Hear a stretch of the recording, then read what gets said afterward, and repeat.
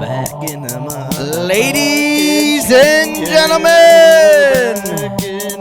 back in the stew. We are back home, ladies and gentlemen. Episode 186. Holds accountable. Maximilian. Thank you for tuning in. I know your time is valuable. There's thousands of other podcasts that you could have settled for, but now you're just vibing with two goofy dudes from Wisconsin who like to discuss their problems and figure out ways to solve them. Challenge their listeners to get up out of their comfort zone. Try some shit they ain't done before. This is Hold Us Accountable. Yeah, this is Hold Us Accountable. Episode 186. Ladies and gentlemen, we're back in the stew. This is Hold Us Accountable. Hold Us Accountable. Yeah, dog. Saw Deck Apollinaire today. Yeah, looking yoked it. Getting yoked, dude. Told him to come back on the pod. Yeah, dude, we got to get him back, huh? He's like, I don't know, man. I'm getting a little too swole. He's not going to be able to fit down here. Son of a bitch. Ladies and gentlemen, how you doing? How we Episode doing? 186. Thanks, everyone, for hanging out with us today. You could be anywhere in the world right now, but you're here hanging out with the Hell HUA yeah. crew. In a basement in Green Bay, Wisconsin. Oh, we appreciate it. We Hell appreciate yeah. it. It ain't the draft, but it's HUA. It's pretty close. I'd pick me last, that's for sure. That's what I'm saying. Mr. Irrelevant. Mr. Irrelevant. Well, you know, we're kind of undrafted free agents at this point, but we're... I don't know, might be getting picked up by a murder podcast. I don't know. But we're in the game, baby. We're in the game. Where you at, Blake? Mr. Don't Want a Wide Receiver? Well, Yeah. guess what? We got two of them, bitch. All right, we'll get into that a little bit later. That's getting a little way too ahead of myself. Thanks for everyone, like I said, thanks for everyone for hanging out with us. Episode 186. Goddamn, almost to 200. Dude, we're getting there. 14 more away. Yes. Well, 13 14 after more. this, yeah. 14 weeks is how much? That's- 4 weeks in a month, usually. Yeah, it's like 3 and Ain't nothing but a thing. 3 and a quarter Probably months, doing a something 200 like that. celebration before deer hunting. Yeah, I mean, yeah. Hopefully. Maybe doing it We could in the just- camper. Yeah, I was going to say we could save it. Oh, camper. Camper. But Anywho. Anywho. All right, this is Hold Us Accountable. We're just we're live on Twitch every Thursday. You can also find the videos on YouTube and Spotify. Yep. And the podcast on all the podcast platforms. Go check us out. Give us some likes, comment. Yeah, go check out some old episodes. We've been doing this for too long for you assholes not to contribute. Yeah. Thanks to Sweet Blake last week for Sweet Blake. For Carl found a new buddy and Fuck Blake, dude. I was literally, as you were saying that, I'm like, who's yeah, fuck Blake. Fuck you, Blake. If you're listening, I hate you. Hey, if you're listening, subscribe, like, rate, Can't wait to meet review you. wherever you can. Yeah. The stew's always open for you. We can have an in-person debate here on Fight to the death. Yeah. I'll bring a gun. Just kidding. I love Blake. Blake will be like, if you brought a gun, you're gay. Yeah, I'll shove it up your ass. And fucking shoot it through. See who's gay then, bitch. Who's gay now, little boy? Oh, Jesus. I'm sorry. Got worked up. I forgot about Blake. Just pissed me off so much. Oh, this episode's getting shadow banned for sure. Whatever. Just like all the other ones. Yeah. What's new? Man. This is not a brag. It's a disclaimer. We've got this podcast is kind of like 4 in 1. Yep. It gets a little long sometimes, but we have a show breakdown in one of the corners. Right down yonder. Somewhere over there. So yeah, you can skip around, jump ahead, listen to what you want. And, if you're not watching the video, the show breakdown is in the show description in the podcast platforms. For anyone listening on the pod, for the 3 people that listen on the podcast platform. Only been doing this for 4 years. Yeah. Still figuring out. One person a year. That's what we like to do. We keep it to one person a year. Hey, one of the episode where you were the drunkest you've ever been. We have like that episode's got like 75 views. That's great to hear. Which is like the most we've ever gotten. So that's pretty cool. Cool. That's really cool. See Carl black out, fall asleep on camera. That's fun. I'm like a fucking zoo animal. Jesus Christ.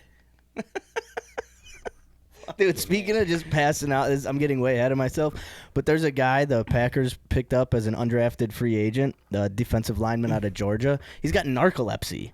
Oh, God. Which is one of the reasons why he didn't get drafted. Just hand down in the dirt, and all of a sudden you just see him go.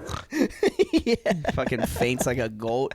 I was like, why did a guy who's 6'5", 330... Demarius Sleepy or what? Yeah, he's Demarius... Nightirius Night. Sedarius snores a lot. Sedarius Z's. Oh, yeah, his name's Andrew Walt or something. What's his name? Not Brinson. That's the guy we drafted. Fuck, I can't remember. I don't know. Sleepy Pants. Sleepy or something. McGee. Yeah, Sleepy McGee. All right, I'm getting way ahead of myself. That's for fucking sports talk. We're gonna give Andy a call a little later. We've got what else we got on the show? I think after sports talk, just for the fun of it, I'm gonna try and spell a word. I was gonna say we haven't spelt the word in a while. Now, technically, I am more than happy to let you spell a word. Yeah, I know you're up, I'm technically still, but I'll do it just for the funsies. Yeah, I don't want to be spelling, so I don't either. But I'll gladly pick out a word for you. Yes, please. We'll just start with the A's. Yeah, we can start. Or we just call Seamus and be like, "Hey, bud, it's time to spell a word." Just catch him off guard. Right. Hey, bud. Well, yeah, but then he can 2 minutes. Google it quick. He probably fucking would too. He's not it's here. like every time guess a packer. Fucking Andy's cheating every time I do the same thing. But yeah, we're gonna talk. We're gonna talk some true crime planning because we got we got a collab with a true crime podcast coming up next week that I am not prepared for in terms of just IT wise. Definitely missing the IT guy for this one. Yeah, we'll have to. We'll talk about it, but. Yeah, we'll talk about it. I forgot. I totally forgot about that. I'm gonna have to. I'm thinking about like monthly challenges for me right now. It's just we'll talk. Yeah, we'll talk. We'll talk about it. So we got some true crime planning. Carl's gonna spell a word. We got monthly challenge talk. Yep. Who knows? We could do a couple other fun things in there. Who knows? We got a big show ahead of us. It's gonna be great. Episode 186. Can't fucking wait to get into it. But before we get into all that other bullshit, we like to save the best for first here on Hold Us Accountable. Get our minds clear, Max. Yeah, this week is no different. Episode 186. Beer of the week. Yep. Ladies and gentlemen. Woo! Yeah. What up? Crack me open some of that motherfucking shit. You know what time it is. Maximilian, Seamus, Johnson, Andy, Carl. A beer. What up, man? Let's drink some motherfucking beers, boys. We're thirsty. Yes, sir. Yeah. Let's do it. Let's start with a little drinkability. Would you drink it until you feeling silly, G? On a scale from 1 to 10, what's the probability you want to drink it again? Is it good? Is it cold? How's it feel in your belly? Is it light, just right, or a little too heavy? And now it's time to see how it's slugged. So it's chug, motherfucker, chug. Yeah, and are you really a fan of the color and the looks of the can in your hand? Is it plain? Is it groovy? Is it awfully sleek? Cheers, motherfucker, it's the beer of the week. Yeah. It's the beer of the week. 186. It's the beer of the week. Yeah, dog. It's the beer of the week. It's the HUA fucking beer of the week. HUA, hold us accountable. We in the stew, it's a carnival. And before the rides, we drink Busch Light. Hit the pen, cause you must be this high. Yo. Ooh, beer so smooth. Grab me another, got me in the groove. Chug a lug, we a bunch of freaks. Them some good looking cans. It's the beer of the week. Yeah. It's the beer of the week. Shame. It's the beer of the week. Yeah, motherfucker. It's the beer of the week. It's the HUA fucking beer of the week. Budweiser, Bud Light, don't forget the Busch Light. Long neck on ice, damn those cans are looking nice. Time to put these beers up to the test. Figure out which one's gonna taste the best. Cause we got pale ale, blonde tail, gonna weigh them on the scale. Blue moon, Oskar blue, who's who? You can choose which one's gonna be the best for me. Score an extra point if it's in a couple clickety. It's the motherfucking Beer of the week. Goddamn. It's the beer of the week. I said, yep. It's the beer of the week. It's the HUA fucking beer of the week. Now hand me a beer, let me suck a little bit just to see how it feels. 1 can, 2 can, red can, blue. Maybe chug another if I'm in the mood. I drink 'em all day just to drink 'em all night. You can hold me accountable to drink Busch Light. Now listen in, listen up, let me tell you something. So chug, motherfucker, get the party jumping.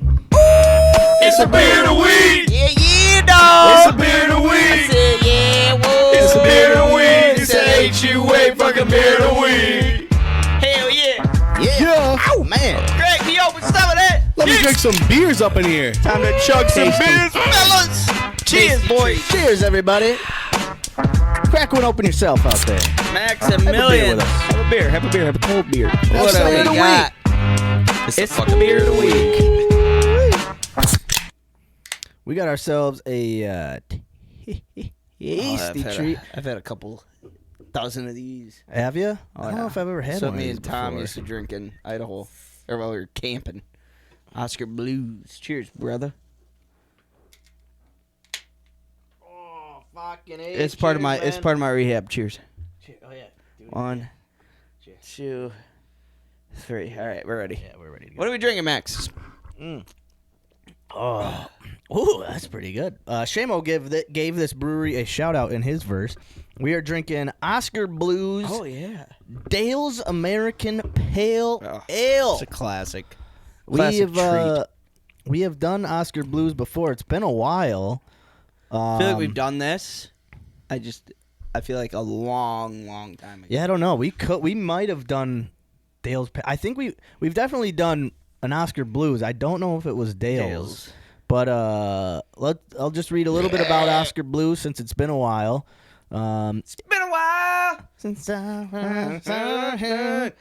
In 1997, Oskar Blues opened its doors at 303 Main Street in Lyons, Colorado. Ooh. The mission wasn't brewing beer, but imparting a slice of Southern hospitality into the foothills of the Rocky Mountains. All right. Offering a homemade Cajun-style cooking and a relentless lineup of world-class blues musicians that would keep the parties going into the early hours. The bar had a unique style that drew people in from all around with a background in home brewing. Dale figured this special place deserved its own signature drink. Something as bold and captivating as the music and food that everyone loved. Does look like just like a country bar beer. Yeah. Like, oh, for sure. give me a Dale. I'm Dale. And yeah, I don't know. I'm kind of confused on like. It sounds like the brewers of it moved into Colorado. Yeah. And brought. They said Southern. Well, they've got a. It's like a Texas taste. Or? They've also got a brewery and tap room in North Carolina. Oh, okay. Yeah, I mean So, I'm wondering if Dale's is its own thing in with. I don't know. I'm not quite sure how it works. I think Oskar Dale. Blues, Oh yeah. But, Oh yeah. Shit. I was thinking that too. I was like, Dale's is the brewery. Then it's like, no wait, Oskar Blues. Yeah, it's Oskar Blues Brewery, and I don't know if Dale's is just like a style of beer underneath the Oskar. It's like Blues. Anheuser with Busch Light and like kind of like the umbrella. I'm not. Yeah. Soccer Hutch, what up, buddy? Oh, what's up, eh? You're alive. What's up? Saw you dead on a couch a couple of days ago. Oh yeah, he's snoozing. Yeah, where are you? Got packing in some Z's over there. Packing in some Z's. Lucas, you ever had a Oskar Blues? I doubt it, but have you ever? Yeah, Oskar Blues. I feel curious to know where exactly. Oskar Blues Brewing. Yeah, Longmount. Yeah. Longmount, So Colorado. a little bit about Dale's Pale Ale. Aroma is malty with strong... Oskar Hutch. Oskar. Oscar Hutch. Soccer. You can't spell Oscar without soccer. Yeah. Never had it. Oh, nice. All Good right, comment. So, yeah. Thanks for You could have interacting. just lied and been like, yeah, it's really good. Yeah. Lucas is high out as a kite right now. Drooling in front of his screen. What, dude? What, dude? All right, so Dale's Pale Ale. Aroma is malty with strong, dank, piney hops. It's dank. Lucas is like, I'm dank, smoking wait, something dank and piney. I'm just waiting for the fucking apples to come out, dude. Dude, those. Yeah, Lucas, did you hear the apples are coming back? Cottonmouth cannot be solved without the apples. Busch Light apples are coming back, bud.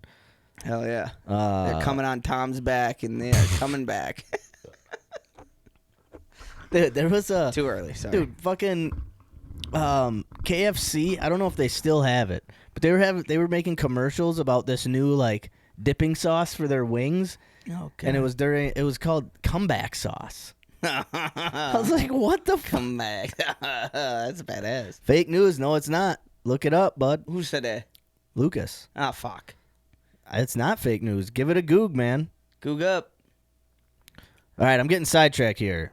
I was Dave's just about to Pale ask Ale. him how to spell, Won't believe it till it's sliding down my gullet. I didn't know Lucas knew what gullet. I didn't know. Yeah. Lucas, me and you got so hammered Saturday morning. Ruined the whole goddamn day. Well, it didn't ruin it. Actually, it was awesome. We got so hammered that we napped. Right. The morning was awesome. Yeah. We just missed the afternoon. It was so good So good. that you missed the rest of the afternoon.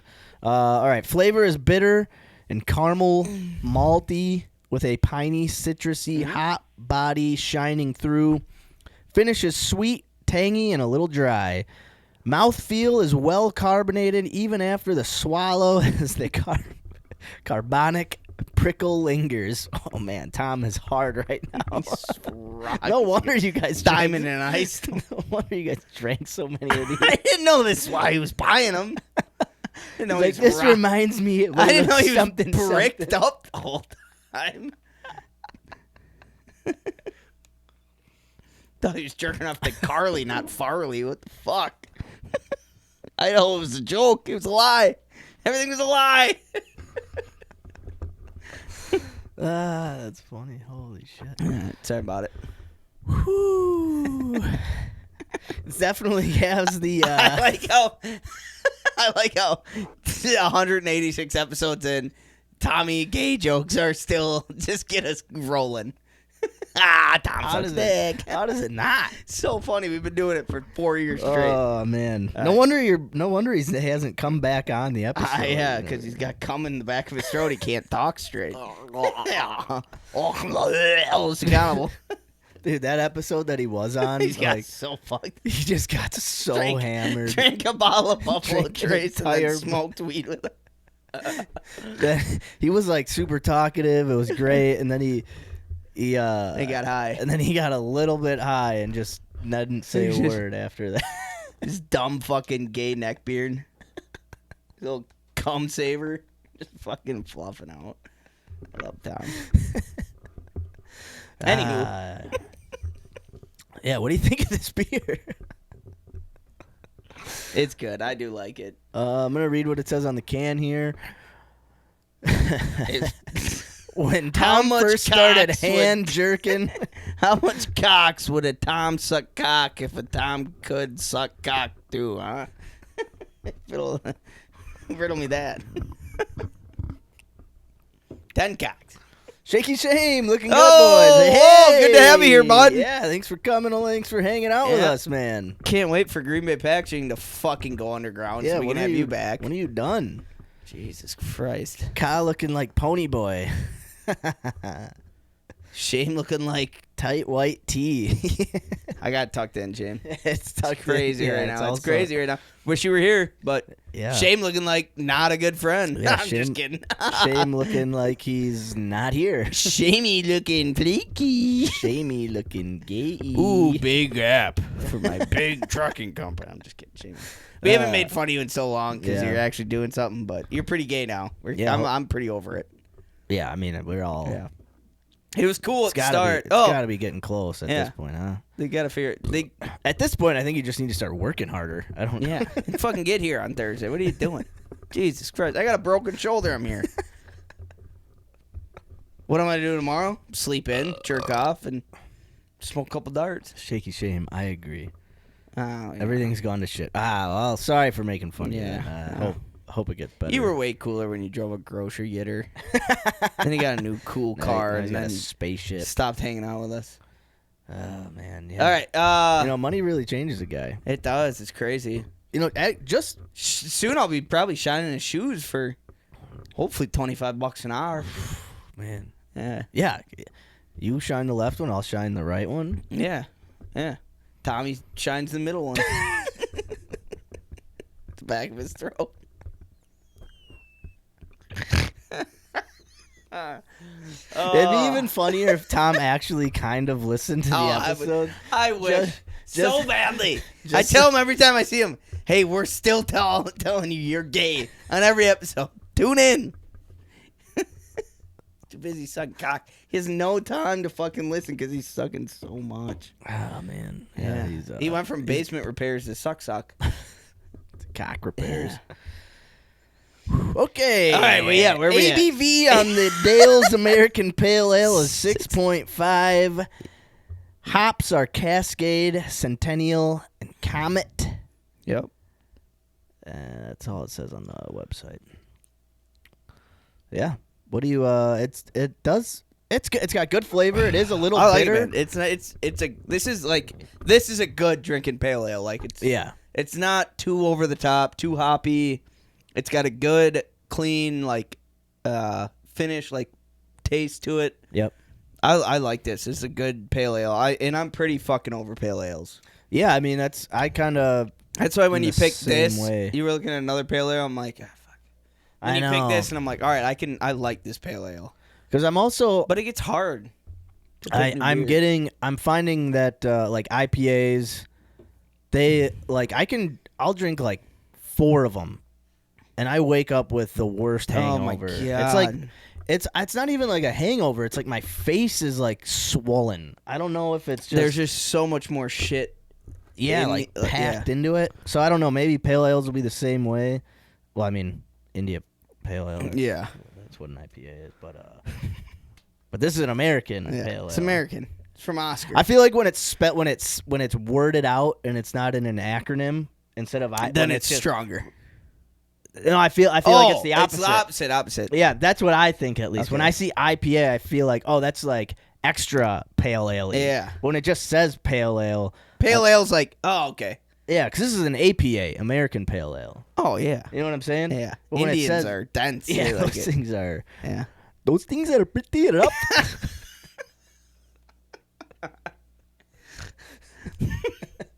Indian? I can't even do it. I was really thinking about it. What was that? I don't know. Fucking. All right. Yeah, let's rate it. And the sailors say Andy. I saw. Andy says, can't wait to hear about Rudy. Worst movie ever. Here's my speech. Yeah, so, Andy, when we get you on the phone, you'll get to decide if you want the speech before or after your Bucks rant. You want to hear my speech, Andy? No, save it. Oh. That's pretty good. Heard a little something there. That was a turd coming out of my ass. Shit. Take that, shove it up your Grand Rapids ass. All right, let's rate this bitch. We can get this cunt on the phone. We like to rate these beers off of the Pancho Honcho Big 4 beer scale. We sure do. And what does that scale consist of, Max? Drinkability of the beer. Probability we drink another. What? Chugability. What? And attractability of the can. What? So let me just clear out the old board here. Can't tell if my fart stinks or not. Oh, yeah. No, it does. You smell it? Oh, yeah. No, it does. I'm sorry, dude. I should have held it in. Oh, yeah. No, you should have. It smells like Sam Khan butthole. Right there. Hey, what the hell, man? Right there. Wow, it does stink. Fuck. Yeah, I think you did just straight up shit yourself. I shit myself last week. I'm doing it too much lately. Shit myself enough to the fact where I have to change my boxers, but not enough where I throw my boxers out. Right. I just wash all my poop boxers together. It's not like shit, like a dump. Just a little skitty. You know what I mean? See, but it's enough where you keep your shit boxers together in one. Yeah, and I don't wash it because one time I shit myself. Shit. And instead of throwing my boxers away, I just threw them in with the load. Then you just ruined everything. Yeah, I didn't tell anybody. So everything just smelled like shit. Me and the old cunt I used to date were wearing poop clothes. Yeah. And then I realized people didn't keep the underwear they shit in. They just throw them away. I was like, Yeah, I mean, All right, it's not enough where I thought I had to. I've never shit myself bad enough where I was like so bad that I was like, yeah, I'm just chucking these. I've shit like that was a shit enough where it was like it's hefty enough, but I'm like the last time I shit myself, and had to throw my boxers away that I remember. This is my first memory of my life. So you were in a diaper. Kindergarten. Okay. I think is my first memory. Well, never mind. Anyway, first pooping my pants memory. Right. I was in kindergarten. Okay. And I must have got sick, and I shit everything out of my body into my pants. Ran down my legs, and my poor substitute teacher Lorena had sub. You didn't even have your normal she was teacher? like a student teacher. Oh, okay. So Melissa, and then we had Lorena, or not Lorena, Sonia. Sonia. Oh, Sonia, I feel so bad for Sonia. She had to bring me into the little back bathroom and clean my little legs off. I shit everywhere, dude. Oh my god. And I think about that moment every once in a while. Strawberry milk, Sonia. I don't know. Oh, strawberry milk. Is that Andy? Yeah. Yes. And that's why it was. You drank too much strawberry milk? That's why I fucking don't drink strawberry anything. Gives you the shits. Except last night I was really high. I ordered a strawberry shake. Well, that's a little different. First time I've had strawberry since. Strawberry anything? So yeah, no, fuck that. I drank strawberry milk that day. Yeah. And I shit up my back, down my pants, and Sonia had to hose me off like a fucking cow coming out of cattle. I felt so bad. I don't know what that means, but felt so bad. Oh. Anywho, yeah, fuck strawberry. Thank you, Andy. Man. It was strawberry milk. Dude, the one time, like, I remember actually shitting myself. I was at a buddy's house, and I was in like third grade, second grade, The word. and I was just like, I was still at that age, that point in my life where I was uncomfortable shitting anywhere other than my house. Yeah. So I had the urge to shit, but I was just like, I'm just gonna hold it. I'm gonna hold it, and then I like kind of tried to like fart or something, and then like I just like felt like a turd in my in my pants. And I like went and I was like, I gotta go to the bathroom. Dude, that made me think. So after this, we'll move on to rating. Yeah. But we're telling poop pants stories right now. Poop stories. My most like uncomfortable shitting my pants, like shitting, dripping down to my socks, pants. It doesn't get any more uncomfortable than the kindergarten story? No. Oh, God. Yes, it does. It does.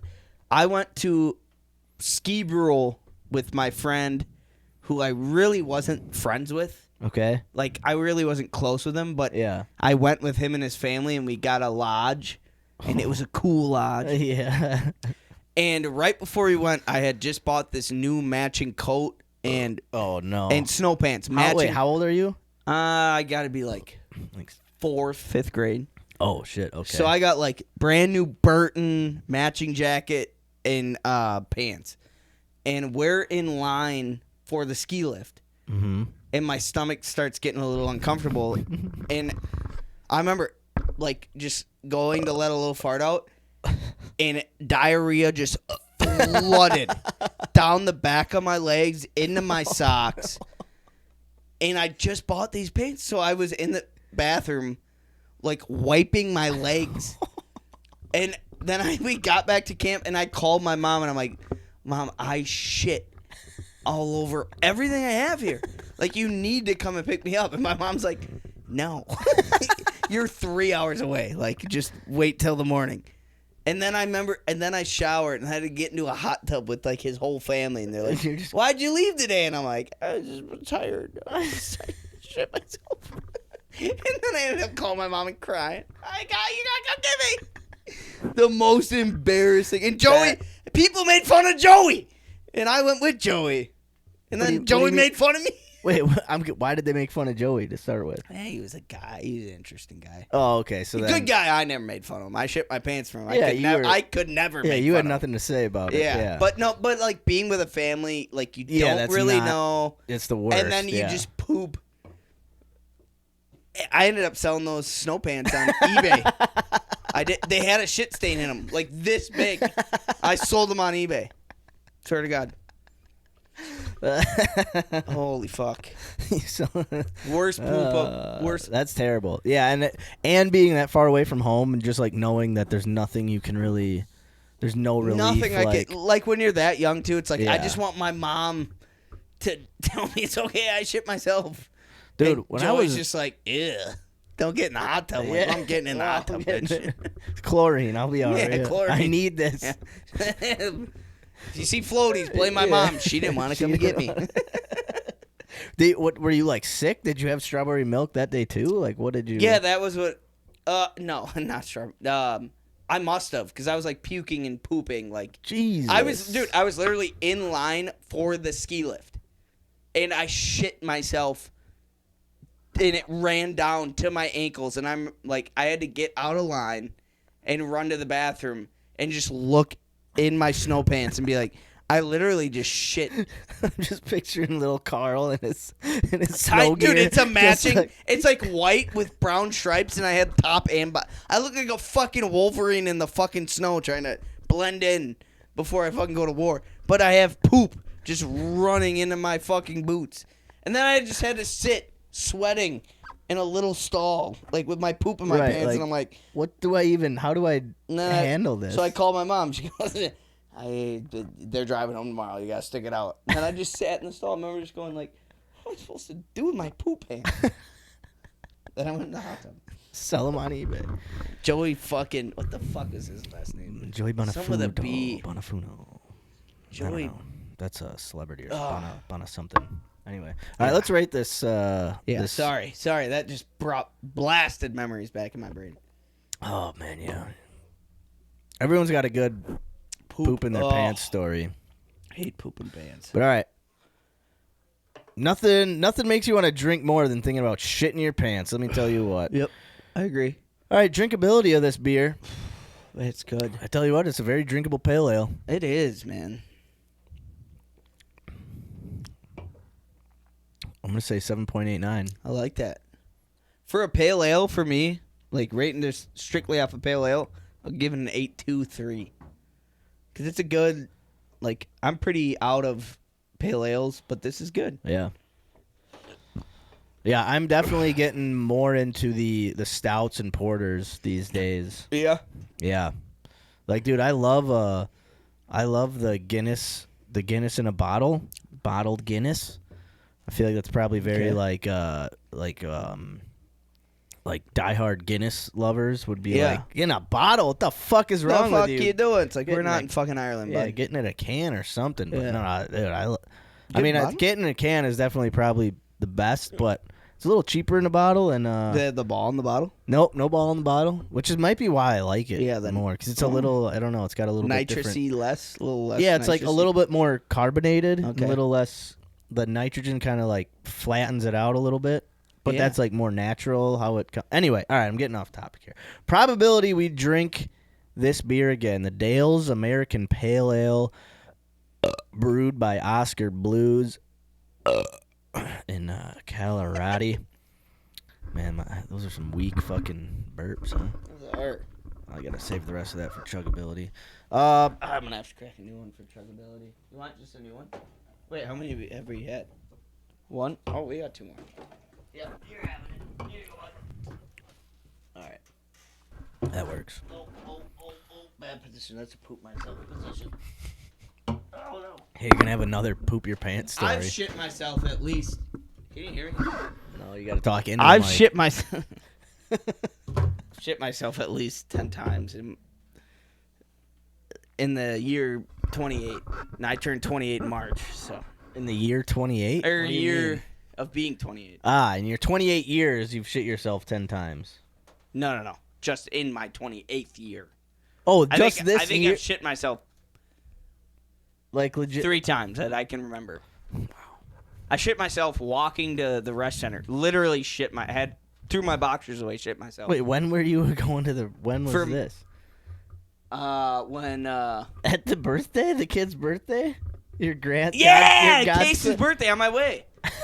I shit myself. Poop my pants. What? Dude, I was just walking to the resh. Fart came on. I was like, all right. And then I let the fart, and all of a sudden I was like, clinched. And I was like, oh, come on. I was at Ace Hardware, so I was like not even that far away. So I clinch, and then there's somebody else walking the opposite side of me. So they see me stop, clinch, and go, oh, no. And then turn around, and I sprinted back home. And on my sprint, I pooped my pants. So I had to throw my boxers away, put new boxers on, shower quick. And then I got back to the rush, and Chris is like, why are you late? And I'm like, dude, I shit myself. And he's like, how bad? I'm like, Bad enough. threw away the boxers. Boxers were full of poop. I'm 28. Yeah. Yeah, it was terrible. Kaysen looked at me. He's like, I haven't pooped my pants since I was a kid. I was like, yeah, fuck yeah, you used to clean your little dumbass. Yeah, wait till you start drinking. Wait till you start cleaning my butthole, you fucking ass. Me and your dad are as gonna, he's farting over here. me and your dad are gonna be blacked out at 90 years old. You're gonna have to wipe our ass. Sorry. Yeah, you're telling a shit I can't story. stop. I don't know what's wrong with me. I'm sweating a lot, pooping a lot. Oh, I just farted myself. Oh, fuck. Oh, this is a gross episode. Woo-wee. We're back in the stew. Oh, yeah. You Back in the stew. I just want to imagine Grandpa walking in here like, the fuck? Fucking Get out of my house. These mice shitting in here or something. Fucking ants got in again, didn't They're they? shitting all over the place. Woo. Okay, probability we would drink this again. Very high. I'm going to give a good score on this because it's very... It's didn't reach it. Because it's one of those when you want like a craft beer, something that's a little out of the ordinary, but you don't want something that's like you don't want to. You don't want to like go out of your comfort zone, then try something. You're like, Jesus Christ! Well, I knew I shouldn't have ordered this fucking. It's a good one. This is just a good right down the middle. It's not too hoppy. It's a little bit hoppy. You feel like you're drinking a beer, but you also feel like you're drinking something that's new and different. I would definitely get this again. I'm going to say 8.15. This stinks so bad, Mr. That's just a stanky stew, let me tell you. Fart again. Probability I drink it in. Yeah, give me an 8.23. I definitely... No. I was going to say that's the same score. Not that there's anything wrong with that. I gave you the same one? Yeah. Keep it. Yeah. 8.2 trees. We got some Ryan Longwell, Jair Alexander. Finally met Ryan Longwell. Yeah. You want to see a picture? Yeah, you sent it. I saw it. Oh, I sent it? Yeah. Hell yeah. Saw him. That fucking guy was a Packer legend. Then he did the Favre before Favre. He went to the Vikings after Packers and and kicked for them for a while. Oh, I thought he was sending dick pics to Jen Sturgeon. He might have done that too. I don't know. Dude, that's what like the whole baby. Netflix documentary is just Jen Sturgeon like Brett Favre ruined my life. Well, yeah, I mean, he sent he wasn't. They weren't even like. No, he was. They weren't even like. I don't think Grandpunders.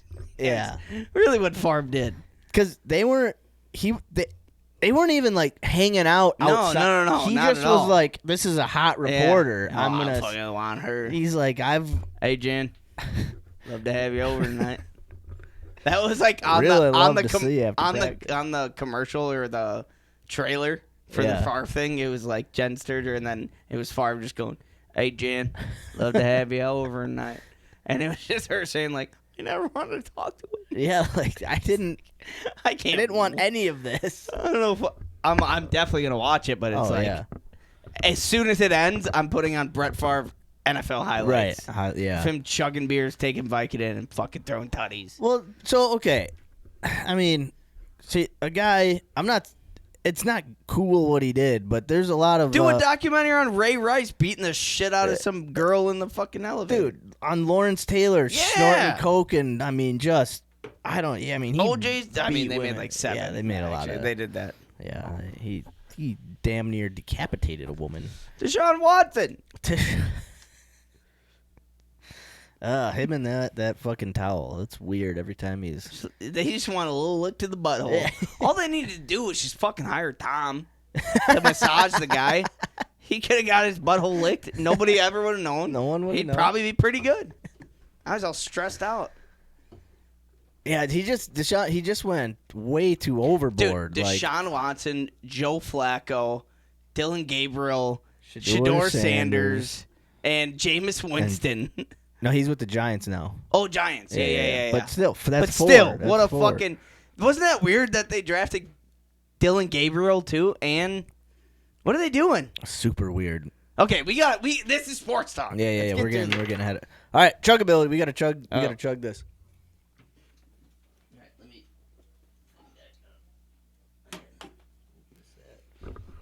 Miss that, which I didn't miss. Fuck that, is but I did talking to miss me. that. Oh, Eli texted me. Why are you guys invite me? Dude, your buddy Eli, Yeah. he's invited every week. It's kind of on him. We don't know when last. I mean, What do we do? Oh, I know what we're doing. All right, ladies and gentlemen. As soon as I can find it, we're going to do this. Cheers. Hey, bud. cheers.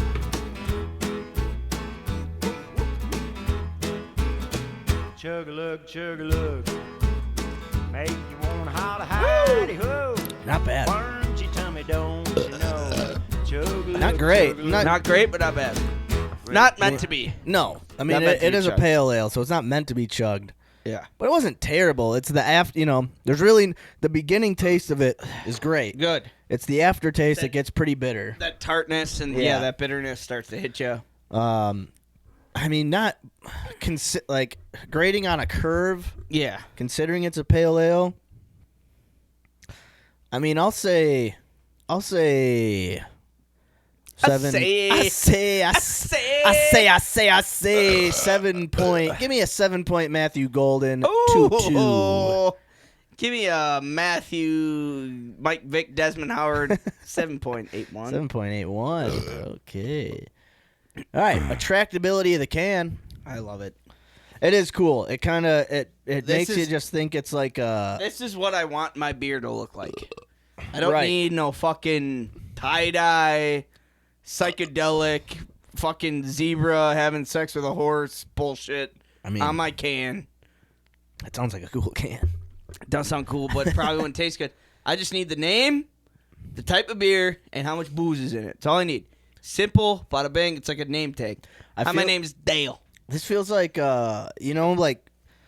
what's the beer? Is it the Simpsons? It's like Duff's beer or yeah, something. the Duff beer. Yeah, This Duff feels beer. like it's like a beer out of a cartoon. Yeah, or something. yes, It's it just does. The it's Duff just beer. Dale's. Duff beer is perfect comparison. And it just feels like I'm drinking something that's like it's like almost in a cool way, in a good way. It's kind of like a gimmick in a way. It's And like, then when you when you watch those, you see the Duff beer. Like, I want to drink that. right, it makes you want to drink a Yeah. beer, and then this is kind of like, yeah, cool. All right, yeah. I'm drinking it. Yeah, I like it, dude. I love. it is. It's simple, plain, red, white, and blue. You know what I'm saying? Oh my America, God, goddamn dude. America, fucking goddamn America, Goddamn. baby. Hoo-ah! I bet Dale served in the goddamn military. Served lasagna Served. I bet he kept them. in lunch. I bet he kept them immigrants out of our goddamn country. Yeah. Love the can. Cool can. What are you rating it? I'm gonna give it a Did we rate the chug? yeah. I said 7.22. Oh yeah, I said You said yeah, 7.81. yeah. Sorry. I'm gonna say. I'm gonna say. I'm gonna. What would you say? Fucking 7.34. For the attractive, I'll give it a fucking 8.88. Whoa! I'll give it a fucking Oh! Wow! Longwell Bubba Franks. Frankie. Frankie. Fucking holy shit! Yeah, man. It's good beer. Fucking, it is a good beer. God damn. All right, let's see what the scores average out to. All right, so for me, I gave it an overall score of a 7.78. Not too fucking bad. Carl gave it an overall score of an 8.21. That averages out to an 8 flat. That's a good beer. That is a good fucking beer, man. Ladies and gentlemen, that is Dale's American Pale Ale by Oskar Blues. The original. This is episode 186. Holes Beer accountable. Beer week. Yeah. Oh, yeah. I like beer. I like beer because it is good. What? I drink beer because What? if there was a song to sing, Yes, I drink beer and beer you bring. I drink beer when I am sad because the beer, it makes me Glad. Now there's nothing left to say, so let's go drink beer. Beer is good. Yeah. Beer is good. Beer is good. And stop. Beer is good. Beer is good. Beer is good. Let's go drink some beer!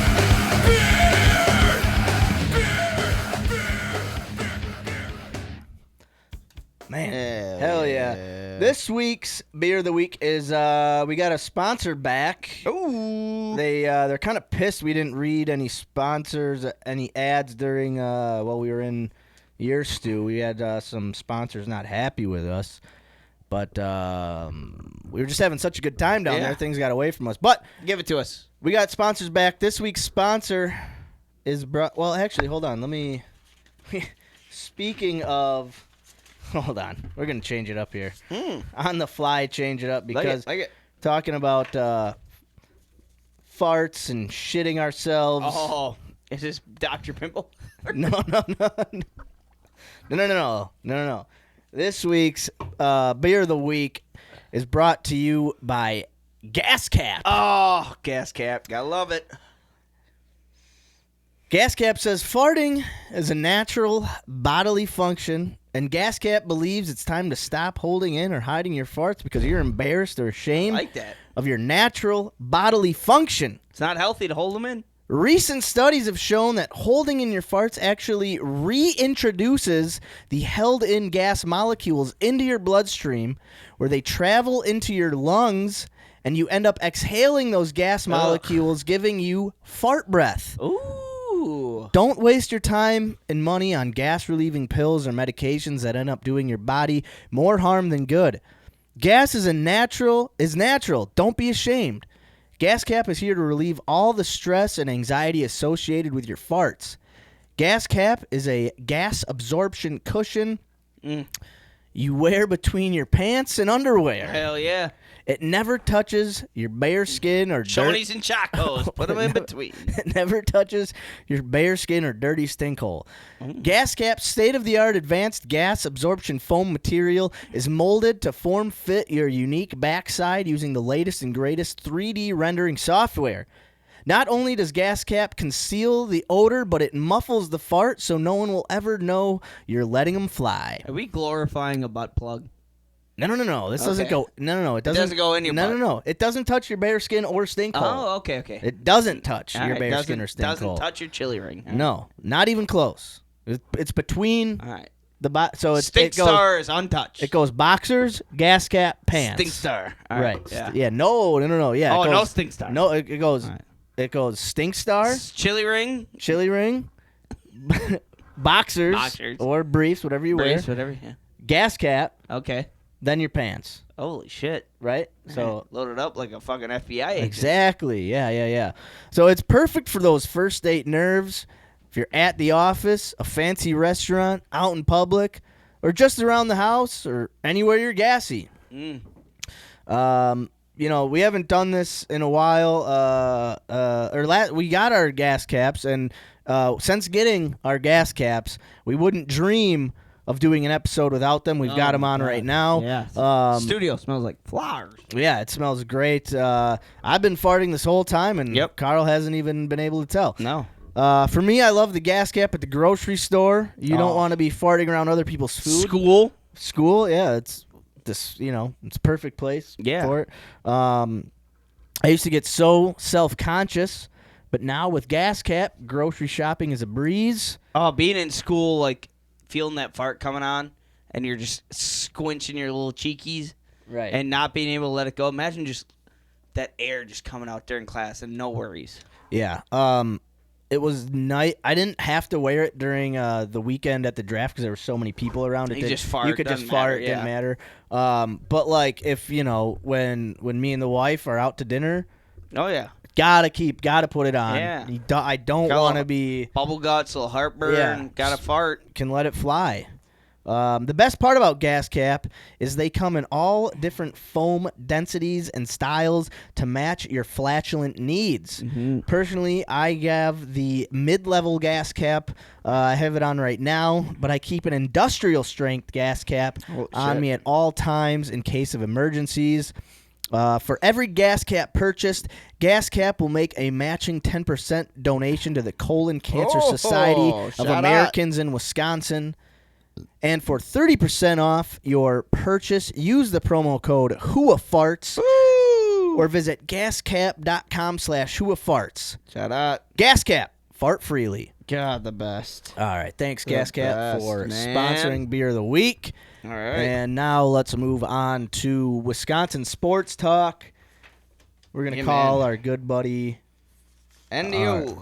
our very, very, very, very good buddy. He was on live in person last week. Go check it out, episode 185. One of my favorite episodes we've done in a while. That was a lot of fun last week. All right, ladies and gentlemen. Episode 186. HUA Sports Talk. I'm Carl. And I'm Max. And we're going to have Andy O join us. Talking Brewers, talking Bucks, talking draft. Woo! Ladies and gentlemen, We got a lot to talk about. Stay tuned. A lot to talk about. Hey, what am I talking? I'm not Max. I'm Troy Buck. Troy Buck. Yeah. I'm fucking. Troy Buck. Cunt. Troy Buck. I'm cunt fuck. You're Cunt Fart, Cunt fart. a.k.a. Queef Man. Queef master. Cunt Fart, a.k.a. the Ooh, Queefster. Queefster. I am the Queefster. And we are going to call the Shartster. See if he's got time today. Fellas. And the sailors say Andy. I saw.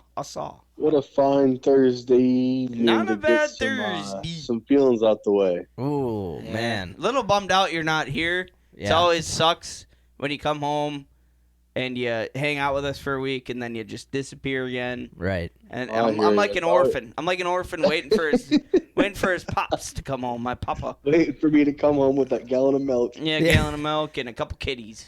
Yeah, it's more like an orphan, and then your best buddy at the orphan gets adopted, and you don't. And then you don't. And, And then, then you're you're like, like- wow, Grand Rapids must be awesome. Right. That must be the coolest Yeah, place. I know the drinking water isn't great there, but man, it looks No, fun. no, that's Flint. That's Flint. Oh, Grand Rapids is Well, good. I thought Flint just ran through every. No, Grand Rapids is good. Good drinking water. Flint is bad. Yeah. Flint is where Tom gets his water from. Oh yeah, it makes you gay. Right.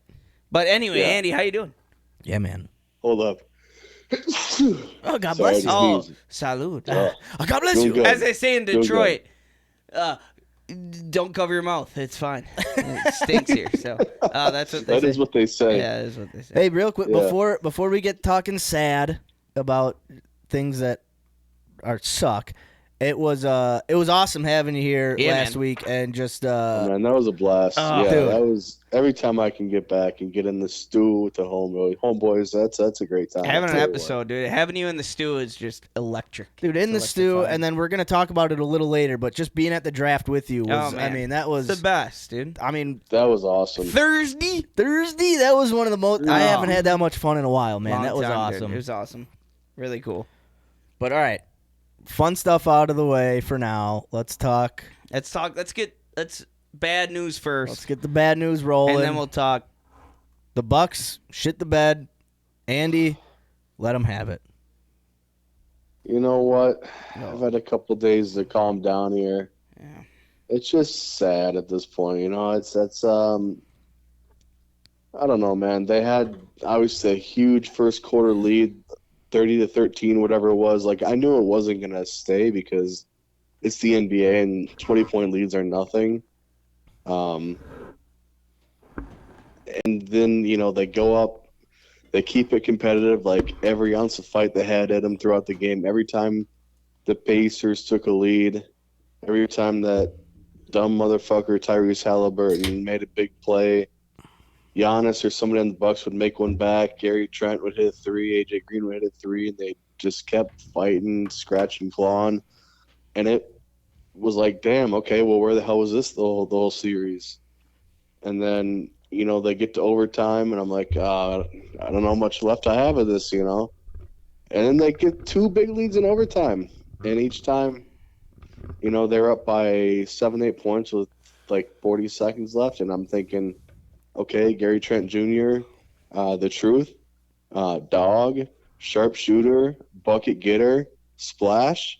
And then they just found a way to choke, and it was kind of like, boy, who didn't see that one coming? That sucked, that goddamn little driving layup with about 0.8 seconds left to win the game for him. That sucked, man. That really sucked. Yeah. I mean, holy shit. Talking about like just choking it away. Maybe make an adjustment of something. Like, I know it's on the players to play the game and like lock down a little bit, but like maybe there were a few timeouts late in the overtime or fourth quarter where it was like they just didn't do anything. It felt like they had no clear play drawn up. And that's all like, Doc, what are you doing, man? What are we doing here? Do something. And then it makes it worse. About something for once. Makes it worse too with knowing that like it's probably our last time we're gonna see Giannis. It could be. It could be. You never know what happens, but I think he loves back next year. No, that's the thing though. He really does. Like, I don't know shit about fuck when it comes to this, but all you hear now, is all right. Bucks lose. Giannis is leaving the Bucks, and that's the only story. That's been the story for like the last 7-8 years from the national media. Like, oh, Giannis wants out of Milwaukee. He's going to LA or Miami. It's like, no, that's not happening. So, You think Giannis stays? I do. Yeah. Do you think so? I mean, I don't see him going anywhere else. Like, Giannis is kind of praised. He's not if he's still under contract, so they would have to trade him. Oh, right. Okay. But I don't think that happens. But he could request a trade, right? Like if he can, Do you think he does? I mean, what you think Giannis is probably like? I mean, if Giannis leaves, I don't think I have any ill will. Like, it's like, all right, you put your time into a city and you turned it around. Exactly. Built us a stadium.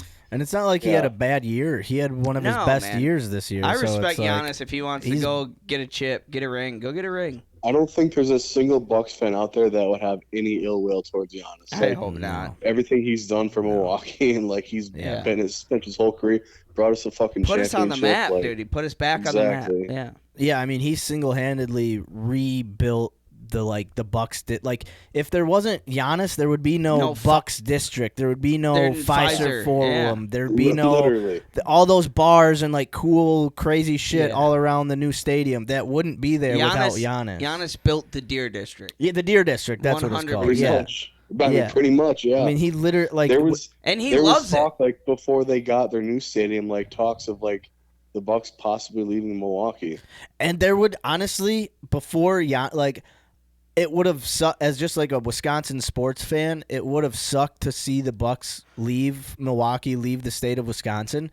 But just the lack of superstar, the lack of any type of like competitiveness they had like all those years. Like sure, they had like Michael Redd, and they had that fucking guy from Western Michigan who, whatever. Like they kind of were, they had players, I guess, but. There was never like a pulse. It was always just we're the Bucks. This is what we have, but there was never a pulse. The last big star they had before Giannis, Ray Allen. Yeah, Michael Redd, Ray Allen, who trade him. Brandon Jennings, but again, like Brandon Jennings had a great rookie year and was pretty good, but never like was that right. Yeah, because that's who it was. It was like Michael Redd, like Brandon Jennings. Yeah, they had like tail end career Monte Ellis. Yep. But yeah, there was never. Yeah. If the Bucks moved before Giannis, as a Wisconsin sports fan, I'm like, yeah, I get it. Like, it sucks. I wish it didn't happen, but I don't think I even paid attention, like, understood basketball until Giannis got to Milwaukee. Right. I not understood, but like didn't pay attention. And then once Giannis got there, it was like, all right, now we're on the map. Well, but that's even the thing too. Like when we drafted Giannis, it was kind of like a nothing. No one even. He was a nobody. Yeah, he was a nobody. That He was was one of the tiny, biggest too. gambles in like sports draft history. It was if we're being honest. Yeah, it was like, oh, the Bucks drafted a kid who was 18 from Greece, who really didn't play in like Skin and bones. Yeah, He was skinny. like 6'8", 180 Yeah. pounds. Didn't play in like a lot of like he didn't play like super competitive basketball in Greece, but was just kind of like an athletic freak. So we took a flyer on him. What was he, like the 15th pick or something? 13th pick? Yeah, 15. So at that point, as a Bucks fan, you're just like, okay, like we're okay. So now we get the first pick next year, and like, you know, and then we eventually, I think we had Jabari Parker. And so it was kind of like that was their draft pick that next season was Jabari Parker. Because we had the second pick, so it was like, okay, like Jabari Parker might be something, and then it turned out Giannis just kept getting better and better, and then you're like, holy shit, this Giannis dude is fucking. It's one of those things where it's like, there's no way this guy's gonna stay in Milwaukee, like, and then we won a chip, and then it's like, all right, now we have a team, but now it's like, it's like, why would you not go to a big market? But even before we won the chip, though, it was like he was a player that you finally felt like in Milwaukee were like, oh shit, like He was the Aaron Rodgers of the Bucks. yeah, it was like we had this like unique talent that was like, okay, now there's a reason to be a Bucks fan. Yeah. And then it was like, eventually it got to the point where it was like, I think we can win a championship with this guy. And then it took a few more years, and then we did, and it was like, holy shit, like we have. Would have never brought a Dame Lillard that in. feeling was unreal when they won that championship. That was so cool. Dude, I wish I would have been a little more involved when that happened. Because we went down 2-1. Were we down? It was 2-0. 2-0 to start that series, yeah. And I remember just thinking, like, man, we don't have a closer. Like, Giannis is great, but he's like, he just isn't. He doesn't. You know what he's gonna do when he gets the ball in his hands? He's gonna just. Right. And I just thought we were done, and then all of a sudden we just kept clawing back, and yeah, I mean that championship was amazing. But yeah, I mean, if Giannis leaves, like he did everything you could ever ask for in just like a young athletic freak of a prospect who worked his ass off, loved the city he was drafted to, never complained about being in a small market or whatever, and just it never really publicly, at least, complained about the coaches or the coaching staff or whatever. It was always just, we need to get better, we need to keep working. Mm-hmm. I mean, he was just the ultimate like small market player, and you can't, as a fan, you can't really knock the guy if he wants out or, you know. Yeah, no, I mean, absolutely. I don't think he leaves. I think he wants to stay from kind of what I've been seeing. But again, like I don't talk to Giannis, so who the hell knows? But You don't? like based on his interviews, like after the game, and like I think from what it kind of seems like, he wants to be able to stick around and work it out with Dame still. And all right, Dame, that sucks for Dame, dude. Yeah, That sucks so for Dame. much. Yeah, Achilles went that bye-bye.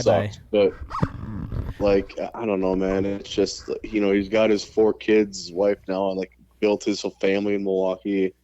I'm pretty sure his mom was in Milwaukee, like you're in the area there. His brother's in Milwaukee, like.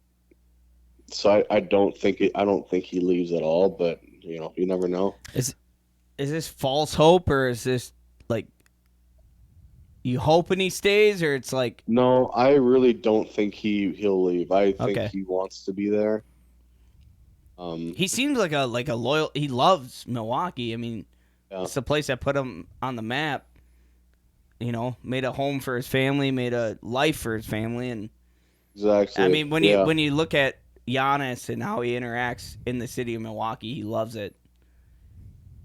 But it's like, Yeah. how much does he want a ring?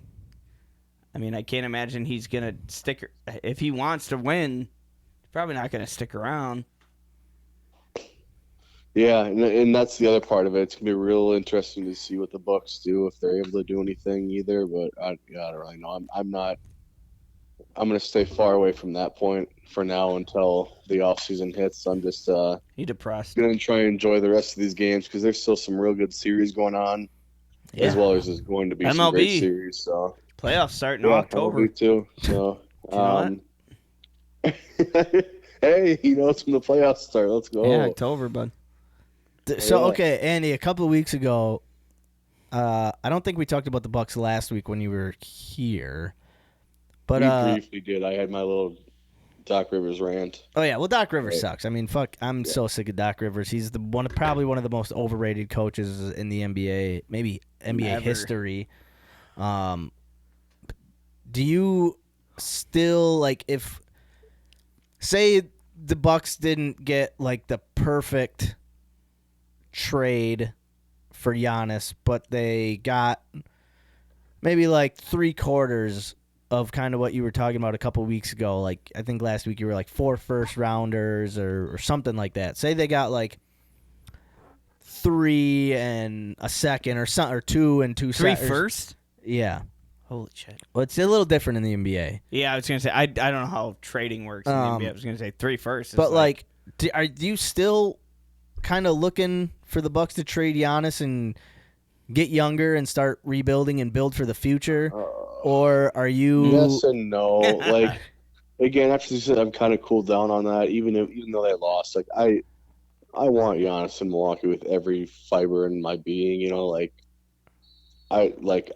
Giannis is my favorite NBA player of all time. Like, that's the guy I've, grown up watching now. Like, is Giannis been there since day one, like, in terms of when, him starting as a rookie, small market team, and he's still there. Like, obviously brought a championship. Like, he's been the most fun player to watch in my lifetime. Is Giannis in any comparison with, like, the Packers, like, wanting to keep Aaron Rodgers when Rodgers was around? Where it's like, we don't want to let go of this guy. We won a Super Bowl with him. And even though he's older, he can still ball, but, like... Yes and no. In a way, it's like the situation is kind of comparable just of the fact that, like, yeah, there's a MVP, like, first ballot Hall of Famer on your team that, like, we're not winning with him. What do we do? Yep. But, like, the Bucks also, they don't have necessarily the Jordan Love on their team where it's like, well, yeah, we could trade Giannis because we'll be good with our next guy, blah, blah, in terms of that. Like, the Bucks don't have that. There's no, like, young stud on that team that's going to be the breakout guy going forward. Is there depth in an NBA lineup? Like, they have 15 guys. Okay. So how does it usually work? Do they call some guys up? It's like they have their main 5, and then they call... So there's 15 guys that are eligible on the roster. Then each team has their G League team or whatever. There's 2 allocated slots out of that 15-man roster for two-way players, which are players that are technically part of the NBA roster, but also they'll send them up and down between their NBA roster and the G League team. Like Bronny. Yeah, exactly. Like Bronny's a two-way player. Yep. Okay.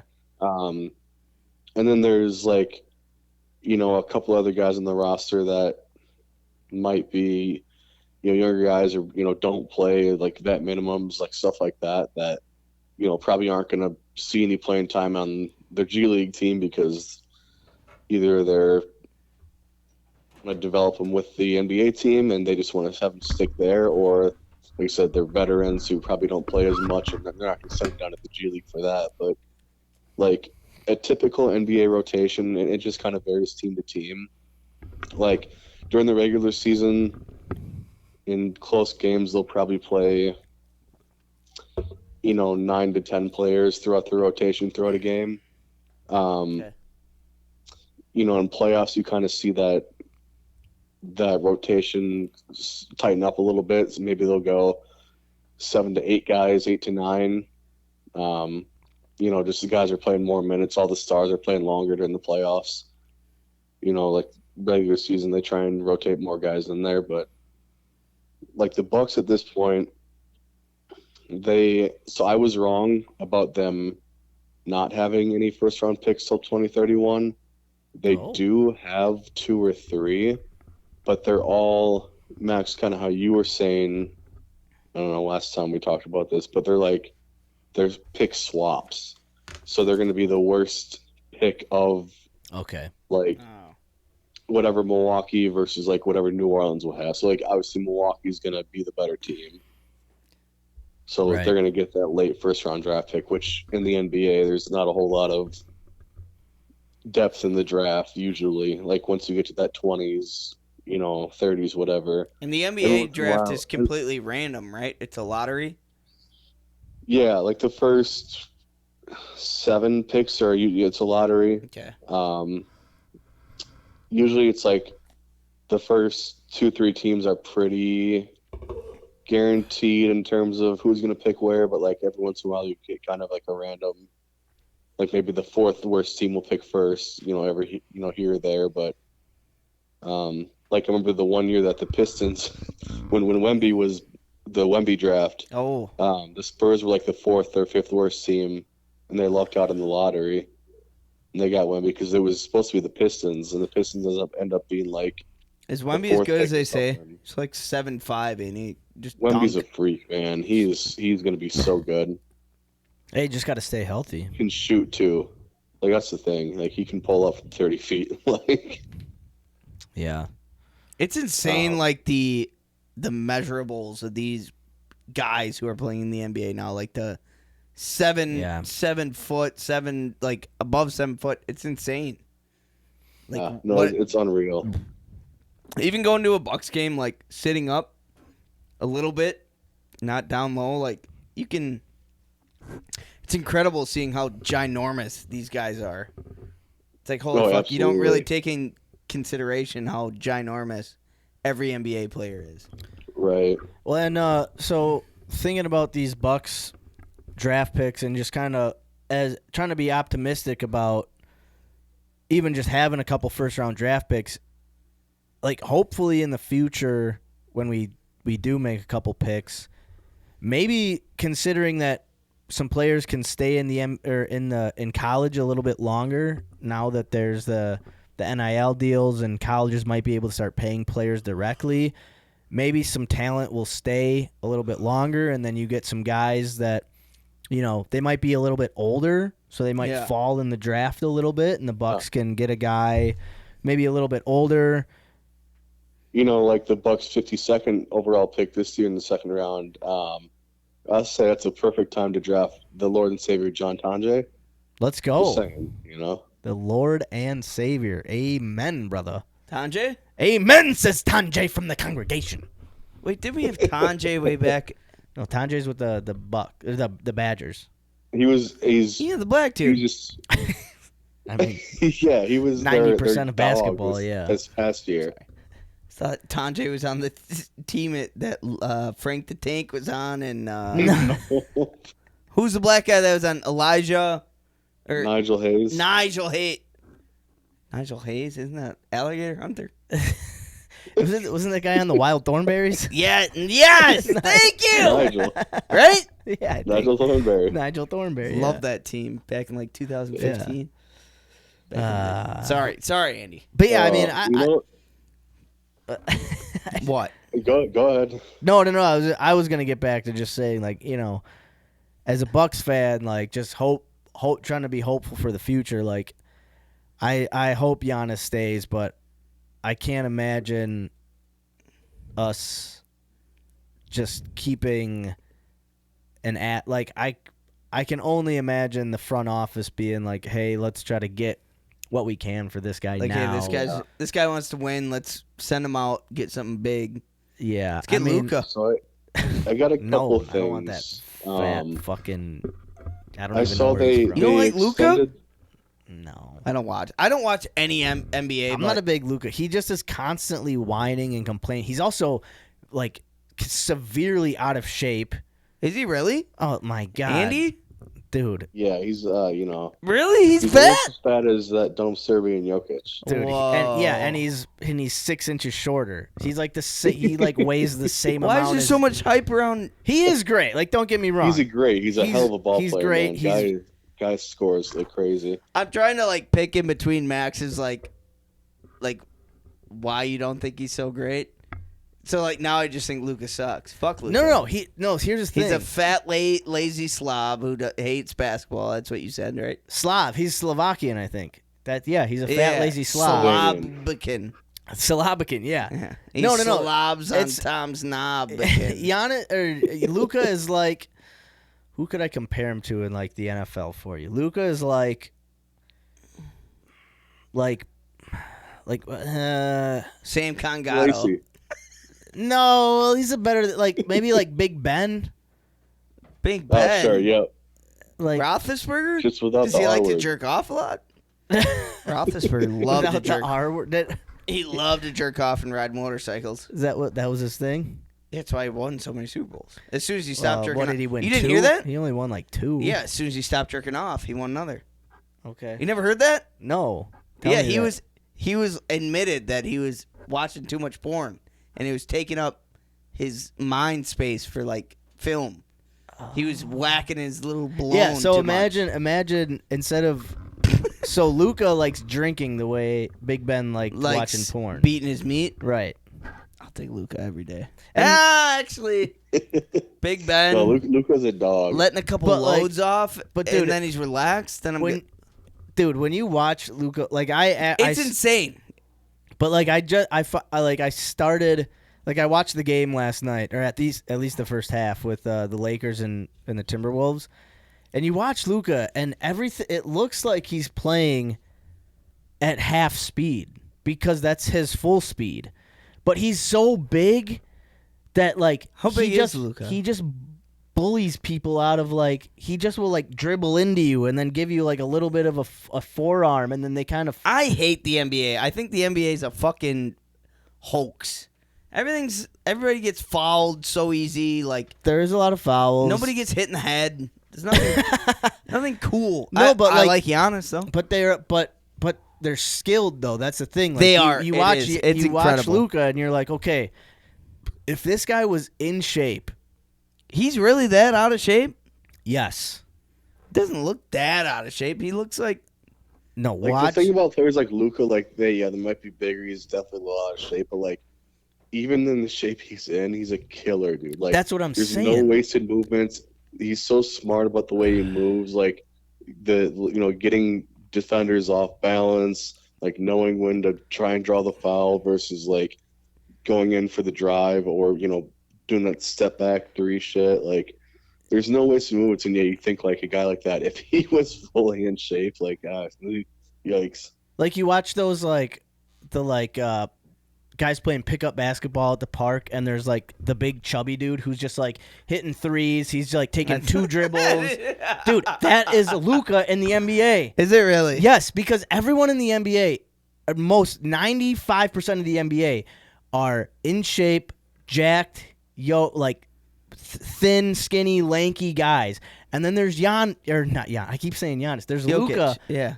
who's like he's bigger. He's not thin. He is lanky, but he's like thick. He's a thick guy. Like you can tell like he's got girth to him that's not just like the big guy who can hit on the outside. and you're shoot like the hoops. man, if this guy was like like a little bit took slimmer. care of his diet, cut out the drinking, like It's like the same. ate right, trained. Same like, thing with like Zion. It's like remember how big of Zion was coming out of Duke? But even Zion is like cut. yeah, but he's never plays. He's too fat. No. They But say he's too fat. It's Zion is different. also Say a he's too fat. boy. It's different though. No, Luka, I agree, it's different I than agree. Zion. Like, it's just you have to watch like a half of one of his game, like a full half of the game. All right, I gotta do that. Just so you can like see him compared to the other guys on the dude. Anthony. Does he just Anthony Edwards? Ant-Man? Dude, the dude is A baller. he's what the same size as Luka, the same height. Skinnier, lot fit, but lot like more fit. My the age, dude is younger than me.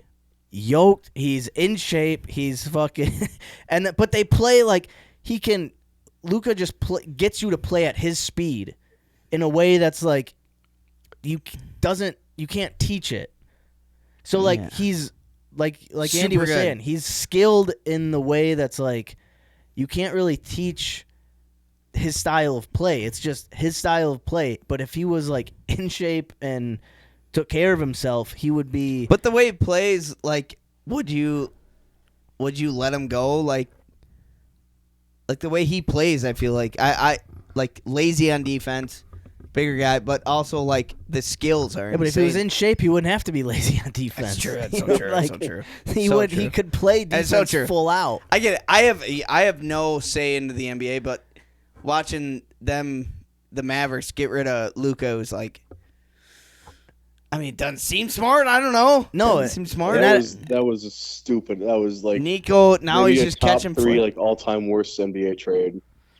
Yeah. Well. Yeah. I mean, it wasn't great. I don't know, But at the same time, I'm, if you're looking at I like- Luka and you're like, dude, if you could just get in shape, and he just hasn't for the past 3 years, I do think it was the wrong move. But I could also, if you're management and you're like, we have a superstar who just refuses to like. Nico. Yeah, or just Oh, I'm so sorry. what you're My about butthole. to take out the cord Oh, there. my Yeah, butthole. just watch the soundboard. But yeah, like I think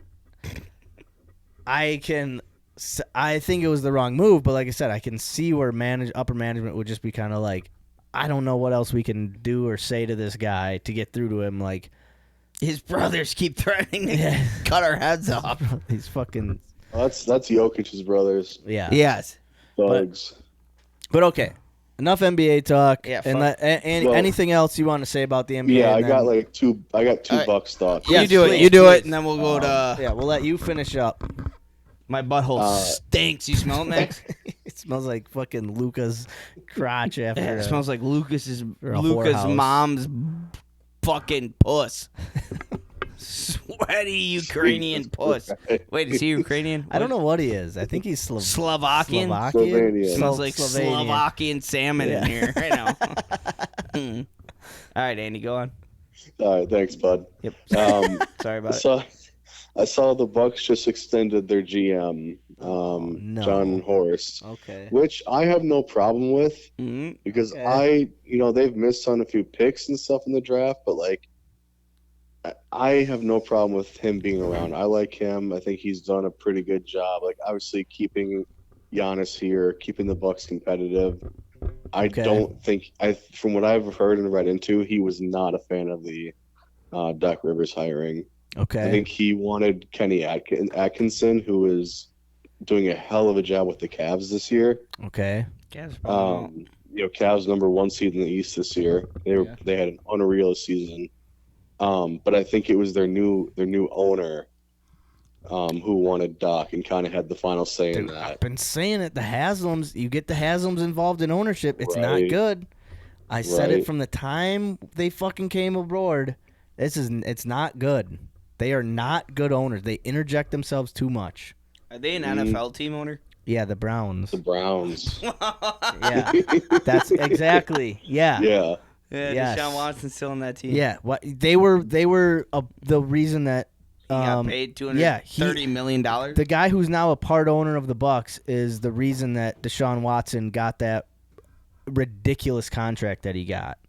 It's pretty cool, man. Yeah, it's Pretty awesome. cool. Super glad he's part owner of the fucking Bucks. You get a finger in your butt from your massage therapist and Yeah. get paid $230. Yeah. Not a bad deal. But also going into the next thing I wanted to say. Okay. Yep. Not reason I about like John Deshaun Horst- Watson's butt? No, Okay. I'm staying far away from that. Okay. I Thank want no God. part of Yeah, that. wish the massage therapist. Part of the reason I like John Horst is like looking back at the trades and the moves the Bucks have made.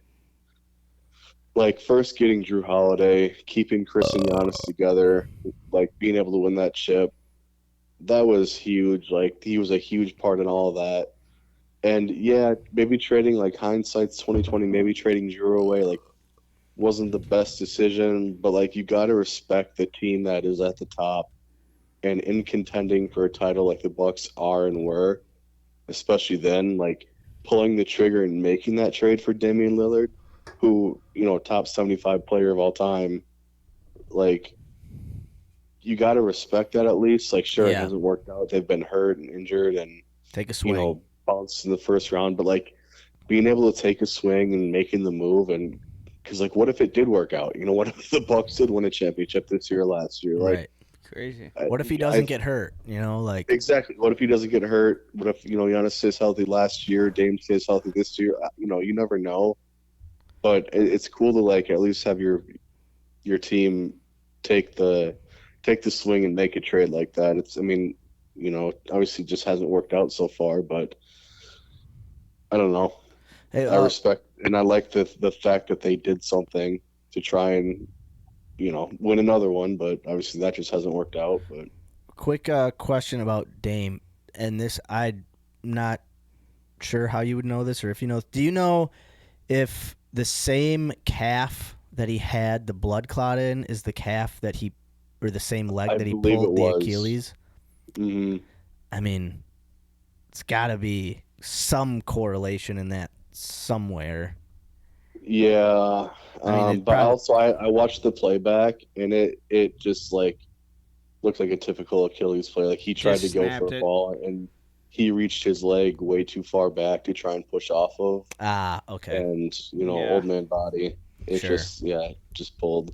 Okay. Like when you saw that Aaron Rodgers Achilles injury where he kind of got caught on the one foot and you could just see it snap. It was kind of a similar situation. Dude, what would have been the bet? Like I don't think. I mean, I don't think that was like cool that Aaron Rodgers pulled his Achilles by any means. But think of how much more funny it would have been if it would have happened while he was running with the flag out of the tunnel.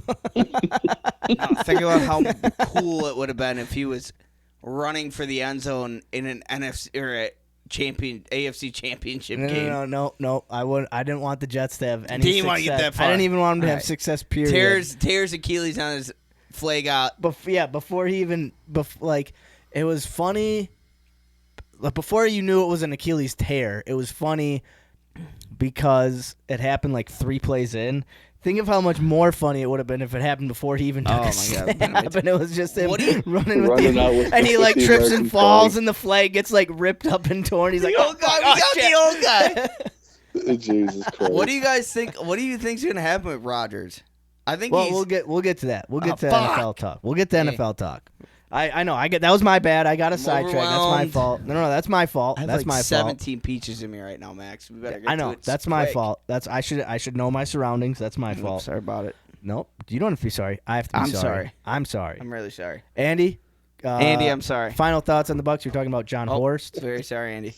No, that's about it, man. I just we'll take a little break for the Bucks till the offseason hits and not even worry about it. Just going to try and enjoy some of this great basketball being played right now. Okay, so before we get to Packers and the NFL draft, the Brewers, I think they lost today, so they might be 16-16 now. Yeah. Any surprises, any good or bad, throughout the 32 games or so that they've played so far? Playoffs don't start till October, Andy. I was wondering. I was going to ask you when they started. Okay, I wanted to let you know. I know you forget often, but it's fun. No, I appreciate that. Yeah. I always get a reminder. We're good. Surprises. Yes or no? It just seems like the team is kind of in a lull to start. A lull. They just they haven't been bad, but they just can't. They just haven't found their rhythm yet. In all aspects, pitching, hitting, defensively, whatever. Everything. Right. Churio's been great still so far. Bryce Turang has had a great season so far. Turang. Pitching to start the year, their starters were bad, and then they kind of it was a situation where they didn't have enough starters, and they brought a couple guys up from AAA. Now their starting pitching has been pretty damn good. It's now they have too many starters. I didn't realize how cool of a guy Christian Yelich was. He Oh yeah, was big on. time. He was on the. One sec. Sorry. All right, Andy. Oh yeah, there we Frosty, dude. go. Oh, nice. Yeah, Yelly's the fucking man. He was on the Pardon My Take show, and about 4 years ago, he's been on the Pardon My Take. Okay. It's the first time I listened. Super cool. Yelich is way cooler than I thought. Yeah. But anyway, the Pardon My Take hosts, Big Cat and PFT, they have a bet that if Christian Yelich wins the home run derby, they have to eat each other's assholes. So they had Yelich on the show today, and they were talking. They're like, how do you think people are going to receive this if you're in the... He's like, dude, I don't care if I hit 0 home runs. I'm joining the home run derby just so if I can win it, you guys got to eat each other's butts. He's like, how do you think other people are going to respond to this? He's like, I don't know. All I know is I just got to hit home runs and make you guys eat each other's butts. He was saying like some of his teammates in Milwaukee like. Yeah. Did you watch the interview? Like, So funny, dude. I haven't watched the full thing. I've hilarious. just seen Yelich like, cool as bits fuck, and dude. pieces. Yeah, Yelich is a bro. He's He won a reminds- couple times. He reminds me of some of our like nerdy friends from Eldo. Like he's like a nerdy, like athlete. Sure. Yeah. Then he He's just a chill thinks guy. it's so hilarious that if he wins a home run derby, these two guys got to eat each other's butts.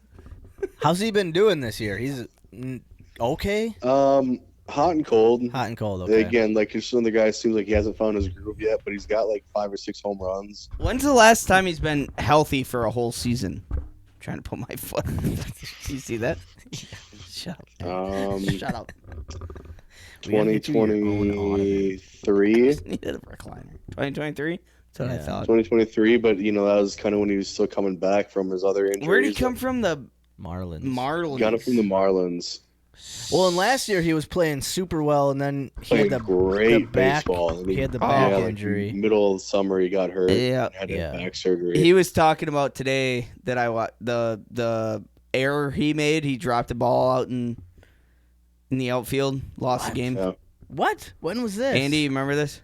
Against the Giants. Yes. He He came said- back. They were Just giving him, recently? Yeah, they were giving him so much shit. Christian Yelich from the Milwaukee Brewers doesn't know how to catch a fucking ball. And he just came on. He's like, they're like, what happened? He's like, I just fucking dropped it, dude. It just happens in baseball. It was just in the air, and I just fucking dropped it. He's like, I don't do that Gets often. paid $30 million a year to not do that ever, and then you. Okay. It's like 21 million a year. Because okay. the Brewers wouldn't have him around if they had. Look to at how pay much 30. money we're paying Jordan Love to throw it to the Christ. 49ers. Yeah. Well. Okay. Welcome to Green Bay Sports, Dude, my friend. at least So when when- it's just you versus the ball. There's no one running at you. Hey, There's no one trying to tackle you. He took There's- ownership. He goes. He said he's like I've been playing Right. baseball my whole life. I haven't let up off baseball since I was 18. He's like, I dropped the fucking ball. I've never done that before. I'm sorry. Dropped the fucking Hey, ball. I'm not saying that he didn't take ownership. but I tell you what, I was thinking the same thing. Where it's like, you just dropped a $30 million ball. I mean, yeah, my that's friend. that's literally a $15 million drop. That's Yeah. It's not like we're paying you in fucking Super Valley fucking Spectacular, yeah. coupons. It's not like it's not like you get like Piggly Wiggly bucks for every. It's not like you get a outfield. couple Busch Light peaches Yeah, as your bonus. you don't get a fucking Metro Market. If you don't fucking catch that coupon. ball, we don't get streets Right. redone for the next 10 years. Exactly. So catch that fucking ball. Same It's thing not with. like- Same it's thing also- with. It's not Go something ahead, you sorry. do every single day in practice catching fly balls. It's not like you've been doing that since high school, Yeah. middle school, elementary. I mean, it was. I watched the play and just kind of a little content again. Not that it makes it better because you still catch the fucking ball, dude. But you catch the ball. It was a 5-5 game. I think there was one out in like the top of the 8th inning or something like that. Oh, bottom of the 8th and he inning. dropped There was- it. in Okay. San Francisco. There was runners on like first and third, so it was definitely going to be a. He said he tagging was going to have to situation. check it to home. Oh, So okay, he that was makes like- a difference. he was That like makes a going to difference. catch it, Situation where and he the was, runner was going to have to tag or was going to tag for Okay, sure. yeah. He tried to run. he up was on it like, too fast I got to catch and, it like make the throw at the and same be time, ready to and just throw home. Okay, kind of that makes a overran big it a little difference. bit. Makes a big difference. And he was straight up. He was like on the. He's like they were dogging him. Makes Like, a oh, big not like a difference. big guy like you get paid not catching it. And he's like, I just missed it, man. I missed That makes a big Yeah, difference. and He's like- again, like it wasn't like catch the ball still, but Yeah. it wasn't like a routine like lazy pop fly. It was kind of a Yeah, he's like, there's Lining nothing that more was curved a embarrassing than little bit. dropping a fly ball in front of the fans. He's like, you think I wanted to do that? Makes a big You know difference. how many fans were calling my name after that? If it's 2 outs, that's way different than 1 out with runners on, because you got to catch it and then you're trying to shoot, you're trying to fire Shoot it home, yeah. You're trying to either it hit was the definitely one where cutoff he was or just moving a little too fast, trying to like make the throw before he Just caught like it, me you back know? in the day, trying to fucking throw out Big Joe Moore, you know? He was quick. yeah. Jake Gorzak, fucking. Have you guys heard about the stuff Pat Murphy's doing right now? Their manager. No, what is he Yeah, doing? so- Oklahoma drills during practice? I mean, that guy should be Might a as football well coach. be during the middle of the game. Yeah. He's recruiting me. He's got a very short string right now with some of the players. Okay. You know, still a very young team, a lot of young guys on the team, but also some of the vets that not vets, but like guys who are making errors or like making mental mistakes, like just pulling them from the game and being like, hey, like get in there tomorrow, but for now, like we can't have that shit. You're getting out of the game. And he's been doing it for like the past 7-8 games or so, which is interesting because in theory it's like, Careful. like that's But you cool, it even makes hit it. sense, but at the same time, like I don't know. Like, I don't think it'll be a long-term thing, you know, but just until they find their groove, you know, and start playing better. Yelich I was, get it, but he was talking about on an interview today, he's like, so they were asking him about his like stolen bases. And they're like, you just have the green light? And Yelich is like, the Brewer, like the third base coach, everybody has a green light. Like he's like one of the only teams I've been on where everybody has a green light. But you can Okay. get it taken away from you. They basically tell you no. instead Yeah, of he's yes. like, so I've had a green light pretty much the entire time I've been here. I can steal bases. But he's like, if you're doing too much, he's like, who's our manager? Pat Murphy. Pat Murphy. Murphy. He's like, Murphy he'll take it from you quick. Sure. Where he's like, but yeah, Yelich was like, yeah, we're one of the only teams I've been on where everybody's got a green light. Everybody can go. I mean, the Brewers do have quite a few just like athletes pretty much on all. yeah, they're one of the best teams in MLB, like at stealing bases. I'm going to call this right now. The Bucks aren't going to... All right, somebody write this down. Max, Andy, Wait, everybody hold on. write down. What am I writing down? The Bucks aren't going to win a championship for the next 15 years. Sorry. The Packers are going to win one Super Bowl within the next 5 years. And the Brewers are going to lose in the first round of the playoffs for the next 5 years. Oh, I don't have to write that down. yeah, exactly what I'm saying, gonna write dude. that down. That could happen anyway. You got me all hyped up thinking you were Well, going what to I say was, something what I was controversial. supposed to do, the Bucks are going to fucking... Giannis is going to show his giant grease cock. It's going to look like a Euro, and fucking Doc is going to gobble it up like Tom. Yeah, I mean, Doc is yeah. gone. Who's our old coach, that fucking German cunt? Budenholzer. Budenholzer. Why don't we have him?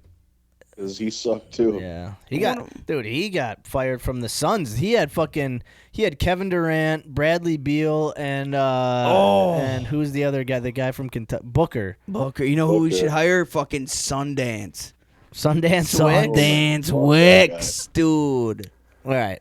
Beef would orgasm if we hired Sundance. So It's would a punch Tom. beat. That's Beef's little fucking... You think Tom would come too? Oh, for sure. All right, so enough basketball and baseball talk. The Bucks are out of it. That sucks. fuck We're the all Bucks. sad. I'm sad. Hope Giannis MLB stays. is I love until Giannis. October. The Brewers are. I think last year they were playing much better at this point, and it was kind of a shock to people. And I think this year is kind of like, it sucks that they're not playing better because of how well they played last year. So we'll have to see how the Exactly season what goes. it is. But it's like And- this is realistically kind of where they were predicted to be at last Right. year and this year. Right. And I mean, it's still so early. Like anything could happen. so- Exactly. A lot of baseball left. It's not so. The Brewers are going to lose in the first fucking round against some cunt team. Yeah, but here's the thing.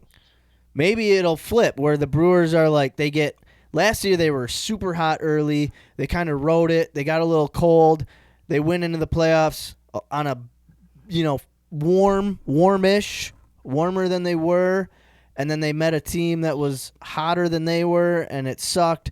Maybe this year it's flipped where they're like, yeah, they're playing okay, and then they get hot at the end of the season, and they go into the playoffs, and they're playing better than they should be, and they run into a team that technically should beat them, but they're playing hot at the right time, and they beat them. So you don't know. Hey, that's all. That's what it's about. Yeah, Which no. team That's all I'm is saying. hot? It's so 100%. early. It's so early. Well, all right. It's time to talk real sports. Talk real things. Real. The NFL. American sports. The real American Real sports. It's Ameri- goddamn fucking America. Brought to you by Bush Light Oh, Peach. Before we get to the NFL draft, Packers talk, I just want to let you guys know I'm drinking a Moon Man right now. Oh. I picked up a bunch of Spotted Cow and Moon Man on my way back. Hey, Yeah, and dude. the sailors say Andy, Pretty drinking tasty. Moon Man. Moon Man's great, dude. Isn't there a song, Dave Matthews, Moon Man? Yeah. Or is it It goes, Andy, little baby, Grand Rapids, really gay. Hey, man. super Yeah, gay? I didn't write the real lyrics. super gay. Yeah. Eat street, suck up Bingo, a go, and he's and got he's a got a- cock in his mind. Bam, bam. Where you going with that? Hey, I didn't write the song. Yeah, that was Dave. Yeah, don't get That was mad at Dave. us. Get My mad bad. at Dave Matthews. But All right. I have a word with Dave. all right, so NFL draft, Andy. This is how we're kind of gonna go about it here. We're gonna go overall NFL draft. First round. We'll talk about that because that's the kind of meat and potatoes of it. So just overall NFL. And then we'll talk specifically about the Packers draft, and then we'll talk about the draft weekend itself in Green Bay. So, with that being said, any surprises, anything, that comes to mind when you think about the first round of the NFL draft? Well, let's get this out of the way. Big Okay. You Shador wanna the talk whore. Shador? Yeah. Shador barely know her. Not really. Am I surprised he fell out of the first round? No, not at all. Am I Right. surprised he got to the fifth round? Yeah, big time. Yeah. Yeah. Yeah, I mean, I think in our mock draft we did last week, we had Shador going to the Steelers at 21. I think it bit him in the ass. I think he. I'm saying I think he got a little too cocky, a little too comfortable. His dad's. I heard he had a terrible draft interview with some team, and that kind of just like word spread. So what are your thoughts on it? You think he should have gone? Before the fifth round, yeah, because I think he's gonna be just fine. Like he'll be good. I don't know if he'll be good or not, but I think 'cause Shiloh's who going to knows be. with quarterbacks? Who knows with quarterbacks, right? Like, who knows if Cam Ward is even gonna be good or not?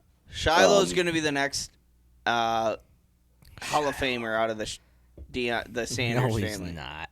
Dude, if you watch that guy in college, he's too slow. He's not athletic. He's not a good safety. He doesn't tackle well. He's a hitter, but he doesn't tackle well. Yeah, I said Shador. I thought you said Shiloh. No, I said My bad. Shiloh, 100%. I was like, dude, I don't know Shiloh anything is about- not. No, I So did say on Shiloh. my drive back to Grand Rapids last weekend, Okay. I was listening to one of the Pardon My Take episodes where they had Todd McShay on, Yep.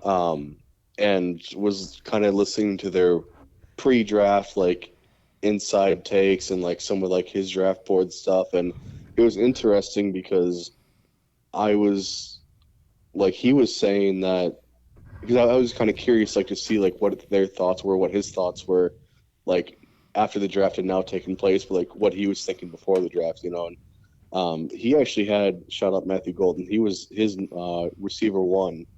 Wow. In That was the also draft. Steve Smith's We got a dog. wide receiver one. But then it was interesting because he was kind of saying that he also wouldn't be surprised if Shador was not taken in the first round, but because of the quarterback coaches for certain teams, like the Giants, where a lot of people thought Shador might go. Like Brian Dable, Shador like just wasn't his kind of quarterback that he's used to coaching and like likes coaching and developing. Like he likes a guy, what he was saying, like Tyler Shuck from Louisville or Jackson Dart from Ole Miss, who they ended up going back into the first round and taking. Like if he had a preference on quarterbacks to like coach up and develop, like those are his type of quarterbacks. He was saying like if anything, they could have seen like Pittsburgh, a guy like Mike Tomlin, like he likes quarterbacks like Shador, but it was kind of interesting just listening to like him have all this insight on these coaches in the NFL for which teams, which quarterbacks, like kind of quarterbacks they like to work with and don't like to work with. And it sounded like there was like a lot of guys before Shador on that list of like where he would fall. I'm still surprised he lasted all the way to the 5th round. There must have That been was pretty crazy, but there must have been something if he drops that far, whether it's like personality-wise or anything. If you can play ball, you're gonna get drafted. yeah, You know what I mean? Like, so there must have been. I think half the thing was he had a really bad draft interview with the team where he came off just really cocky, and I think word spread. But I think also, after the first 2 rounds where he doesn't get picked, this is all hypothetically speaking. I think teams get scared by that, and even teams who probably would draft him are like, all right, what's going on? Like, what's wrong with him? So teams get scared to pick him, and then we're in the 5th round with that Shador. point, they're like, something. then there's like, well, in the 3rd round he's not picked. Like maybe we can get him next round. Oh, it's the 4th round, he's still not picked. We can probably get him next round at this point. I think the Browns, took advantage of that. Then at the 5th round, which is weird. I mean, the Browns, Gabriel, and Shador, like that quarterback room is so fucking weird to me. Yeah, where it's just like they also have Deshaun Watson, Joe Flacco, Gabriel, and Shador. Like who's gonna start? And Kenny Pickett. They traded for Kenny Pickett. I bet Joe Flacco starts. Oh. He could. It wouldn't surprise me if Kenny P starts. Because he's younger. They have Kenny Pickett too. Yeah, they traded for him. They didn't just sign Kenny him. Pickett, Gabriel, Shador, and Joe Flacco. And Deshaun Watson. And Deshaun Watson. What the fuck? But I heard there was some of the things with Shador was that in his interviews they would they showed an interception that he threw and they tried to be like, so what happened here? And he was just like, tried to like blame it on other people, and then when they gave him just a little bit of pushback, like, okay, but could you do something different? He got all defensive and was like, yeah, you guys are being assholes and blah blah blah. Really? And then they tried to give him. A team tried to. It might have been the same team. I don't know, but they not necessarily trick him, but I guess you could say it that way, saying like just give him like a fake install to a play or some type of like fake NFL lingo. And tried to catch him and just like see if he could pick up on that. The fact that they were like tricking him in a way, like they probably do with a lot of quarterbacks, trying to be like, all right, let's see if he can pick up on the fact that like this isn't. Let's see if this guy knows ball. Right, and when they kind of. I don't even know if they called him out like, haha, you didn't get it. Not like that, but just like, well, actually, we were doing this. This is what we were trying to get at. He got all mad and defensive and like blamed. He would never. Oh no! What happened? Andy, you still there? He's gone. Oh, there he is. All right, we good? My bad. Yep. Yeah. Sorry. Oh, he got so fucking worked up about Shador. Oh my god. But yeah, I guess a lot of the negative things about Shador was that when anyone tried to give him a little bit of criticism, and not even criticism, just like, hey, this is you're the quarterback. This is on you. You have to take responsibility, good or bad. These are things we're looking for in a quarterback. Blah blah blah. Makes a lot of sense. Right. So when the things get put on you, like it's okay to be like not make the right play or make the wrong read. You have to step up and be like, yeah, I did the wrong thing. I should have done this. This is how I'll learn from it. This is how I'll grow. Like, this is where I can be better. I did the wrong thing here because, I wasn't. I at least be able to say, hey, this is what I saw. This is why I did this, blah, blah, blah. Right. This is what I should have done differently. Now that I know this, I'm going to do this differently. He was just like. He thought he was. He got all top defensive shit, yeah. and was like, "You guys are just trying to make me look bad." Yeah. Which is like you can't have that in a quarterback. I think he would have probably gone higher if his dad was not Deion Sanders. Or if he had or if he didn't, if he had an actual agent. Yeah, an agent, not his dad, and didn't speak up. It's like, you're a good quarterback. You're an awesome quarterback. But it's like there's so much hype around you. Yeah.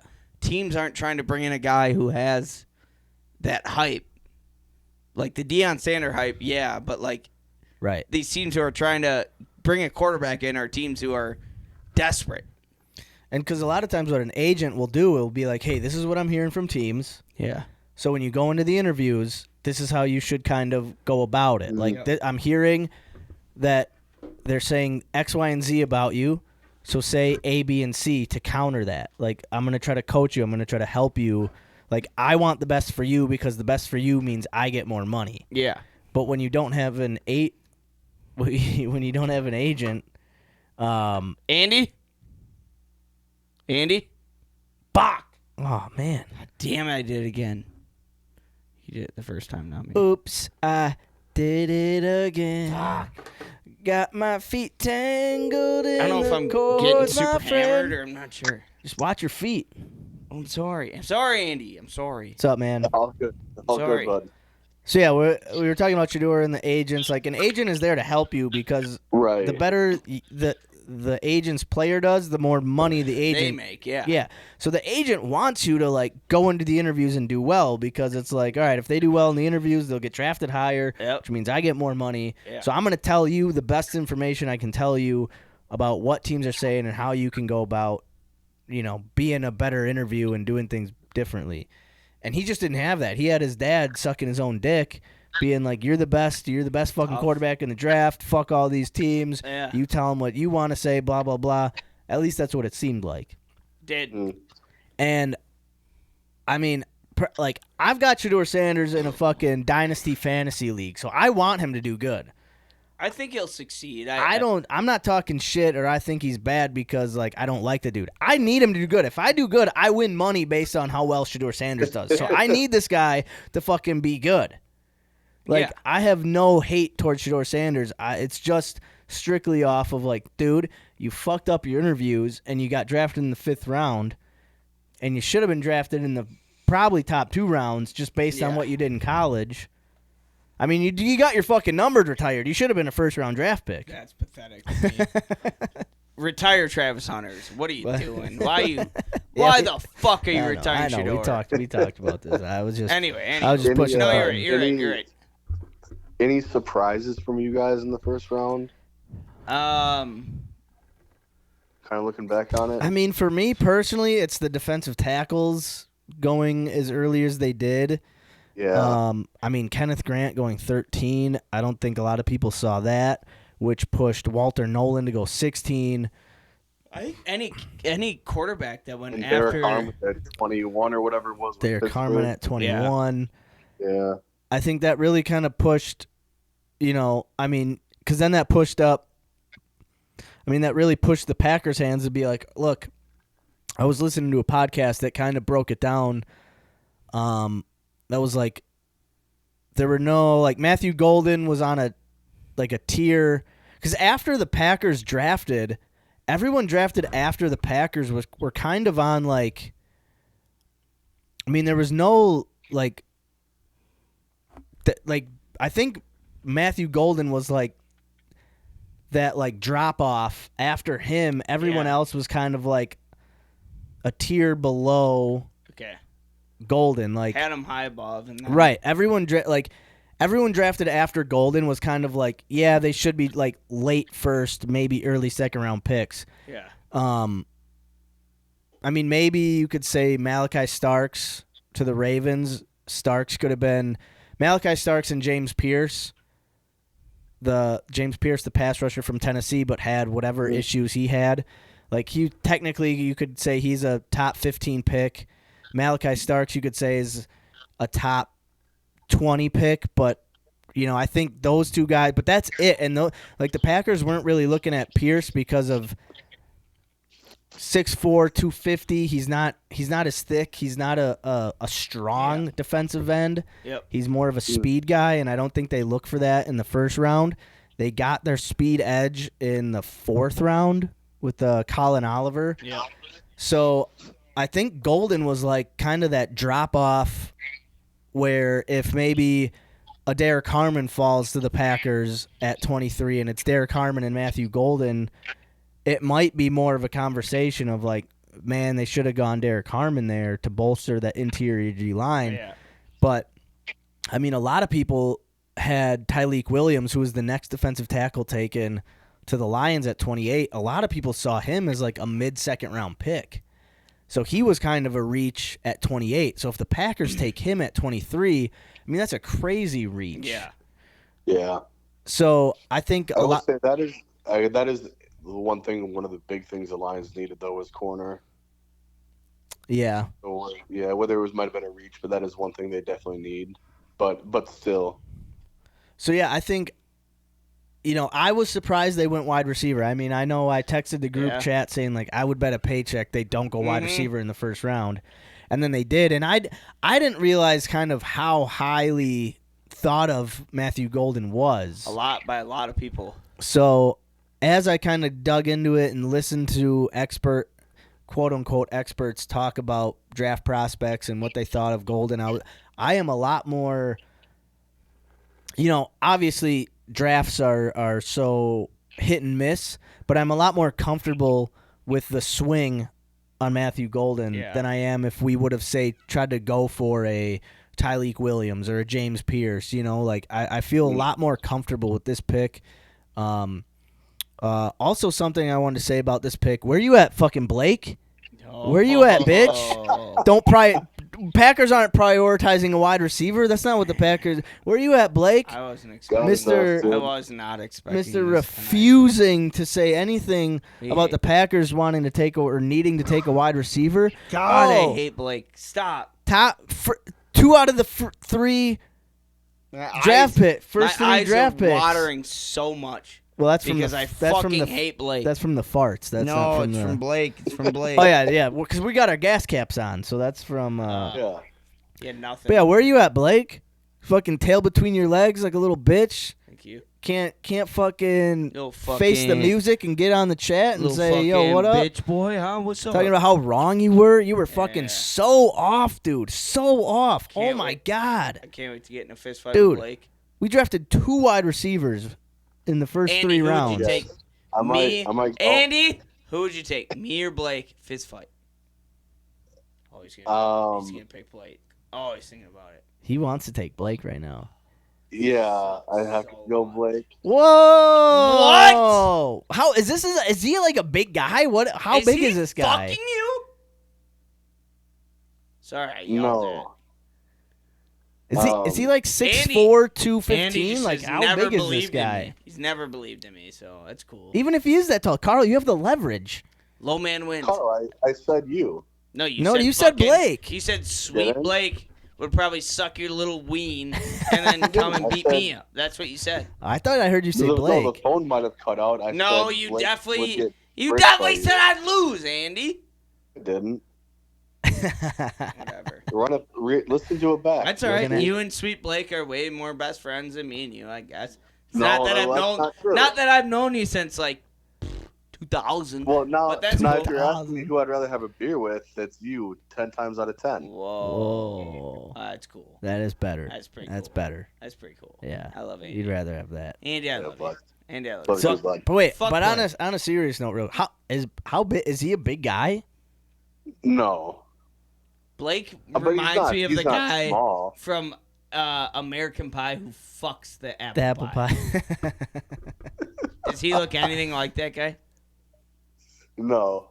What does Blake look like?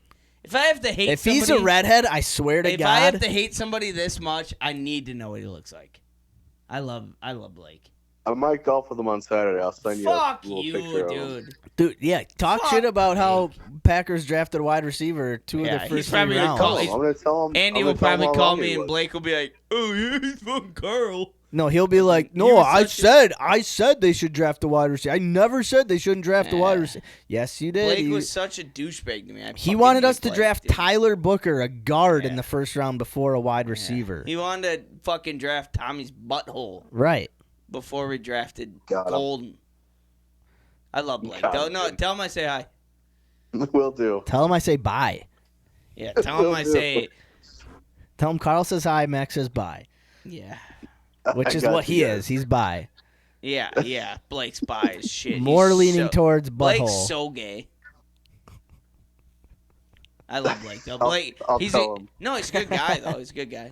It's funny how he's not on the chat this week. Yeah, when never wants to talk when up he- when when he somebody's can't- talking shit. Right. Well, it's not even that we're talking shit. It's just that like he was so like he was I've been talking shit for 2 he weeks. was the most wrong out of all of us last week. Yeah, now he can't even face up to. Where's Blake? Right. Andy, where's Blake? He was the most wrong. He's don't probably know. in Flint drinking shit water. That's probably why he's so dumb. It's because he likes going to Flint. And I'd be drinking best the water. friends with Blake if he just admitted to the fact that he is fucking an asshole.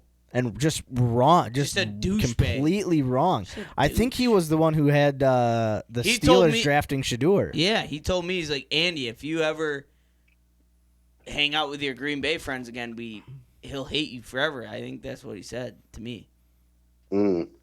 Yeah. That's pretty crazy. I'm gonna have to ask him about that. No, I don't think he ever said that. I'd like to hang out with him too, but I hate him so much. Well, he is doesn't know much about. What's his sports. last name? Fucking gay?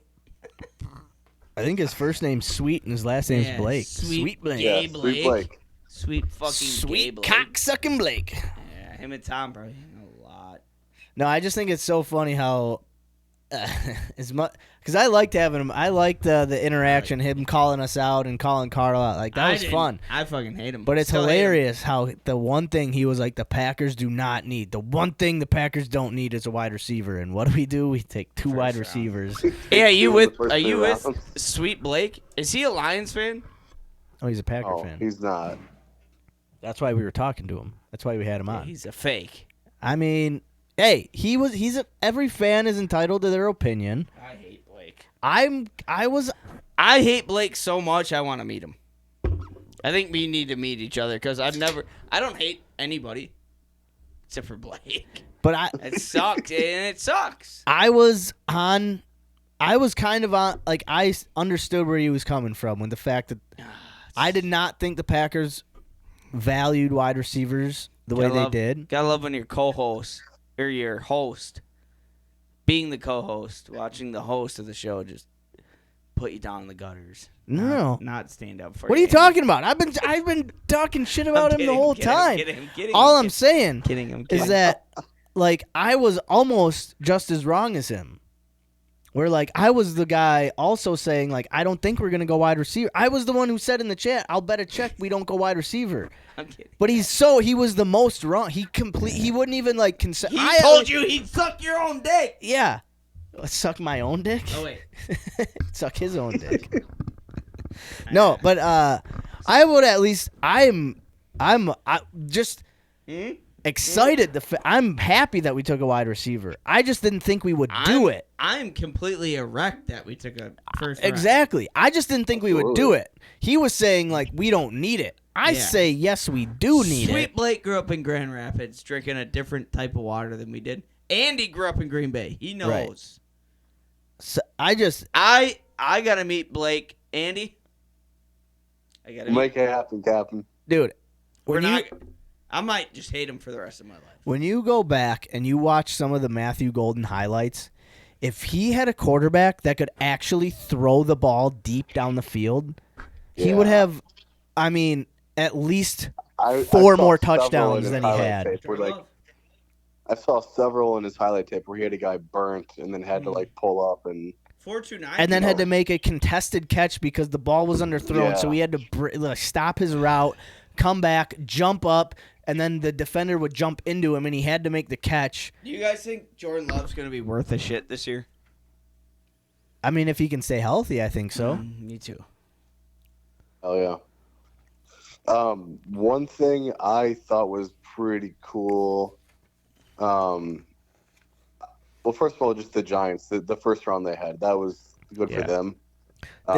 Real quick, Andy. Picking up, yeah. Oh, I was gonna say, did you see the guy that interviewed with the Bussin' with the Boys who like predicted? That's what I was gonna say. Okay, yeah. He called it. He was like Abdul Carter, first round, whatever, and they were asking him like if they're gonna draft a quarterback, and he was like, well, yeah, and they were like, well, number 3. He's like, no, locked in with Abdul Carter, but they're gonna trade back into the first round, and they're gonna pick up Jackson Dart. They're gonna pick up Jackson Dart. Yeah, and that was like hours before the draft started, and that's exactly what happened. Yep. Did you see Murphy with Kay Adams before the draft? He's like, I bet we picked somebody we've never picked before. No, I didn't. He's like, he was on the Kay Adams show. He's like, I bet after we pick somebody we've never picked before, we trade up. He was just telling her everything, and then afterwards it happened. Well, we didn't trade up though. No, we didn't trade up. But hey, DeMarc Murphy had a great weekend. But all right, so we had the Shedeur Sanders surprise. Any other surprises in the first round? I mean, defensive tackles kind of flying off the board. The Bears taking Colston Loveland over Ty Warren was a bit of a surprise. Yeah, I was a little surprised by that. I was surprised by by Jacksonville trading up. Yes. Yep. Fuck's his face. Travis Hunter. Travis Hunter. Yeah, I was definitely surprised by that a little bit, but good for them. I mean, it wasn't like a huge trade up in terms of how many picks they traded up, but going from 5 to 2 to get a guy like Travis Hunter, I mean, that's pretty big. And when did Will Johnson get drafted? I don't remember that. Will Johnson? Was he first round, or did he fall into the second? Who's Will Johnson? I think he fell. Cornerback, Michigan. Oh yeah, no, he was drafted in the second round by the Cardinals. He was the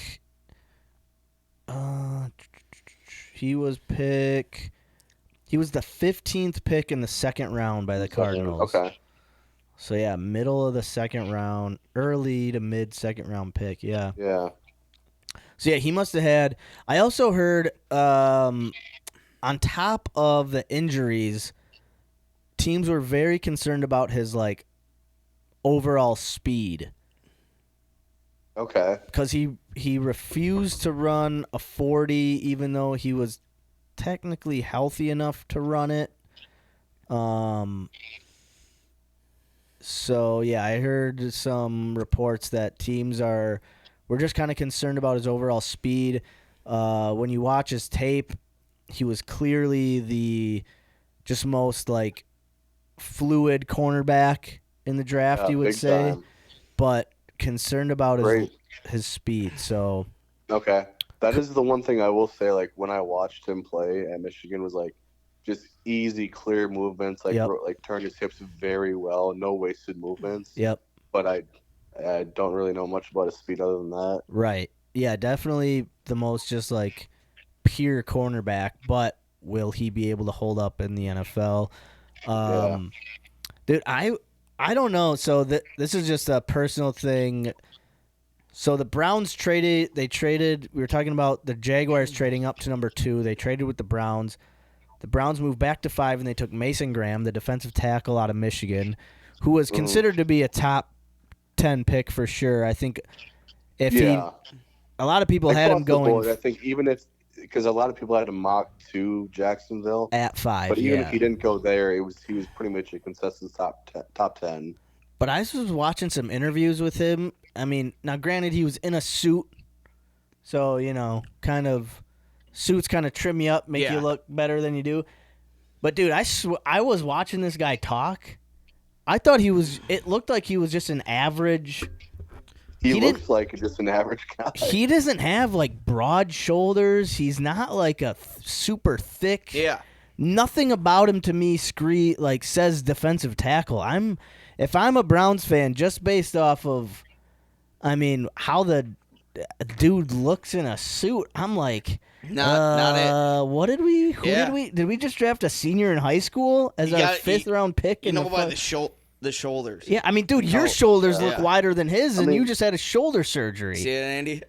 He's only 21. Okay. I mean, but he's 6'3", 320. I don't see through. He looks like he's. But he looks a 280. lot smaller than that, right? Yeah. I don't understand. His listed height and weight is 6'3", 320. That's wild to me. But he's fairly quick, though. Okay, yeah, you'd what have to I've hope so. Right. Yeah, I mean, I don't know. Just a white boy who doesn't look all that cut up and lean and thick and twitched up. He doesn't look like a crazy athlete going in the top 5. That's risky to me. That's risky business. Yeah, but also him only being 21 again, you get him some time in the NFL weight room, and that could be a potential Kenny Clark pick for them, get him when he's super young. And It's trure. That's all hypothetical. What if? But did he have a lot of success because Kenneth Grant was taking up a lot of those double teams and it made Mason Graham look really good. Yeah. Kind of like the Texas defensive tackles last year. They had I think it was Byron Young and what the fuck was it? DeAndre Swift no, that's the running back. Something Swift, I think. He was like the 360-pound D tackle. Oh, yeah, I know what you're talking about. And everyone was all hyped up about Byron Young because he was like the playmaker, but he had a shit rookie season. And then the other guy, the big guy, who people were like, well, he's not very athletic, he's not very this, he's just a big guy, space eater. He had he was one of the best rookie defensive linemen in the whole NFL last year. Mm. So it's like, what, I don't know. If I'm the Browns, we got a first-round pick next year just to move back, but you missed out on Travis Hunter, and Abdul Carter, one of the top, you missed out on two of the, blue chip studs. Yeah, and Ashton Genty. To draft a guy who, I don't know, looks like a senior in high school. It's just, I don't know. I will say also with the Browns, having I'm just blanking out on names right now. I'm just invested in this basketball game, and I'm who's it's playing the right edge now? rusher. The edge, Abdul Carter, fucking. On the Browns. Oh, Myles Garrett. Myles Garrett, yeah. I wonder if that pressure added to stopping Myles Garrett also helps him out, in the middle or That's true. on the other. That's true. On the other side. That's very true.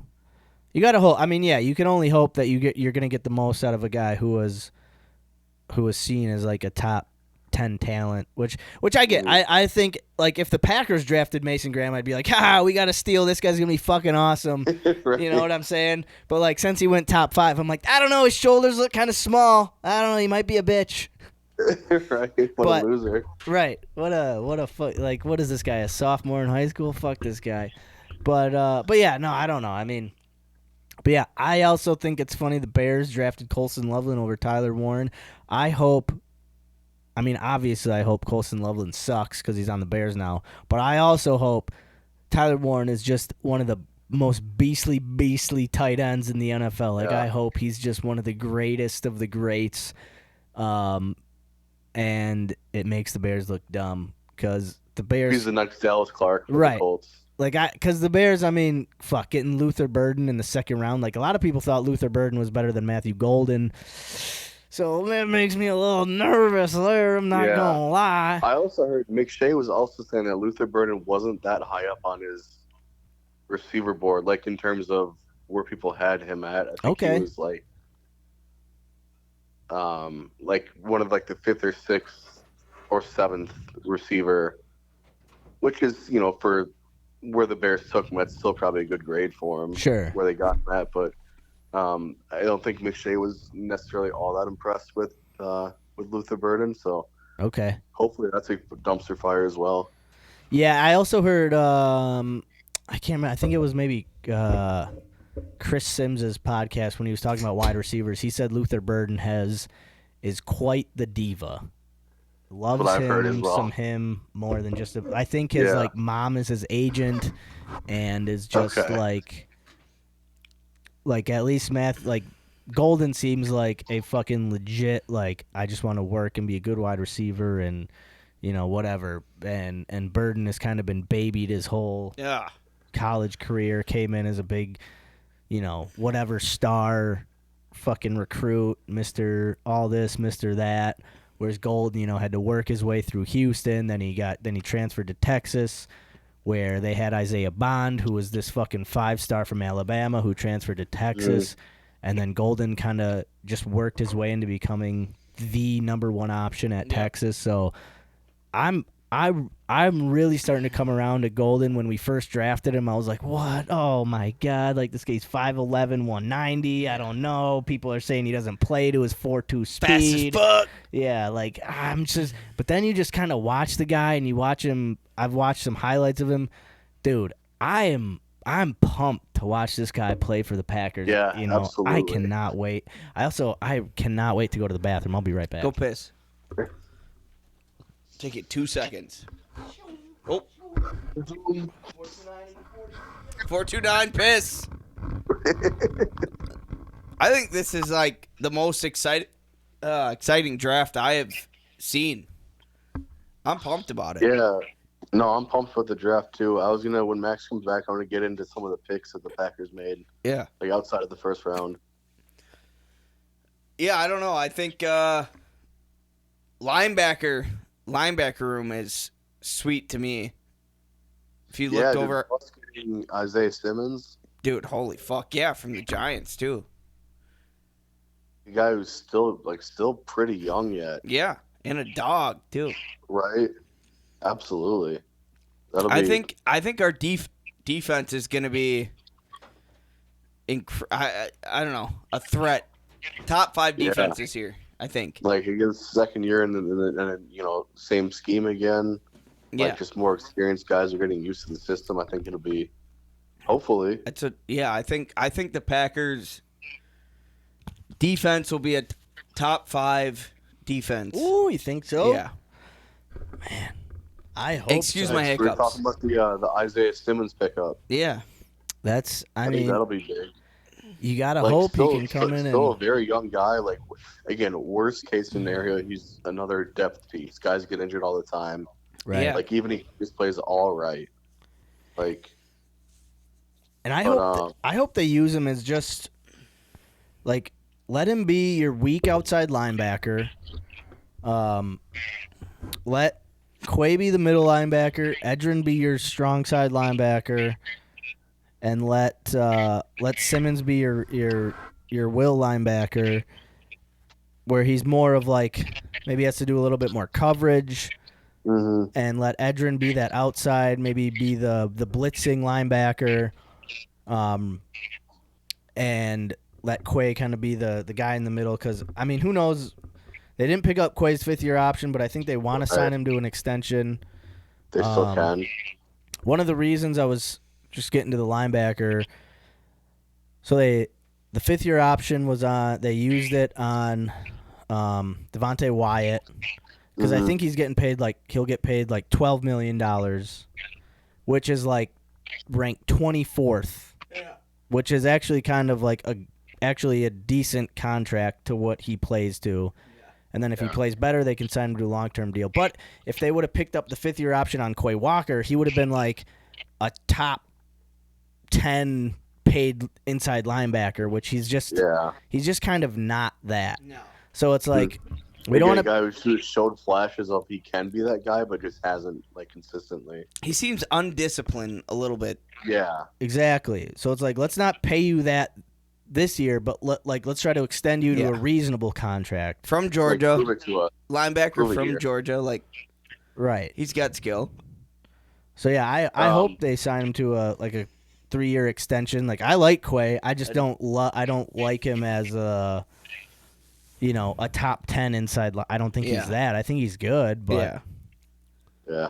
Max, I was saying I want to take a look at some of the Packers picks outside of the first round too. Yes, sir. Anthony Belton, the offensive lineman from North Carolina State. Big boy, man. Oh my God, dude. I saw some of his pancakes out there, man. Whew. Dude, 6'6", 336. Holy shit, dude. I did hear that they might have reached for him just a little bit, but I don't mind the pick at all. No. Again, more depth at tackle, could probably play guard if you wanted to, but 6'6". A lot of tackle at North Carolina State from what I saw, and seemed like he moved pretty well for a big man that big. Yeah, I think there was some was it a reach? I mean, the Packers were picking at the end of the second round, they're picking 20 I think. Right. So it's people had a third, fourth round grade on him. I mean, because after the Packers took him, there was a run on offensive linemen on tackles. You can't just wait. You can't be like, well, third round grade on the guy, so we're going to wait till the third round. Then if he's not there, yeah. But if you like a guy, we brought him in for a top 30 visit. So the Packers, must have liked what they saw out of him. Mm-hmm. And to be that big and that physical, we were talking all off season how the Packers needed to get bigger in the trenches. I think it was surprising that we didn't draft a defensive tackle, until the 6th round or whatever we did. Mm-hmm. But when you look at the draft, I was listening to a podcast that kind of broke down all the defensive tackles that went before the Packers had a chance. We would have had to trade way up to try to get an average defensive tackle in this draft. Yeah.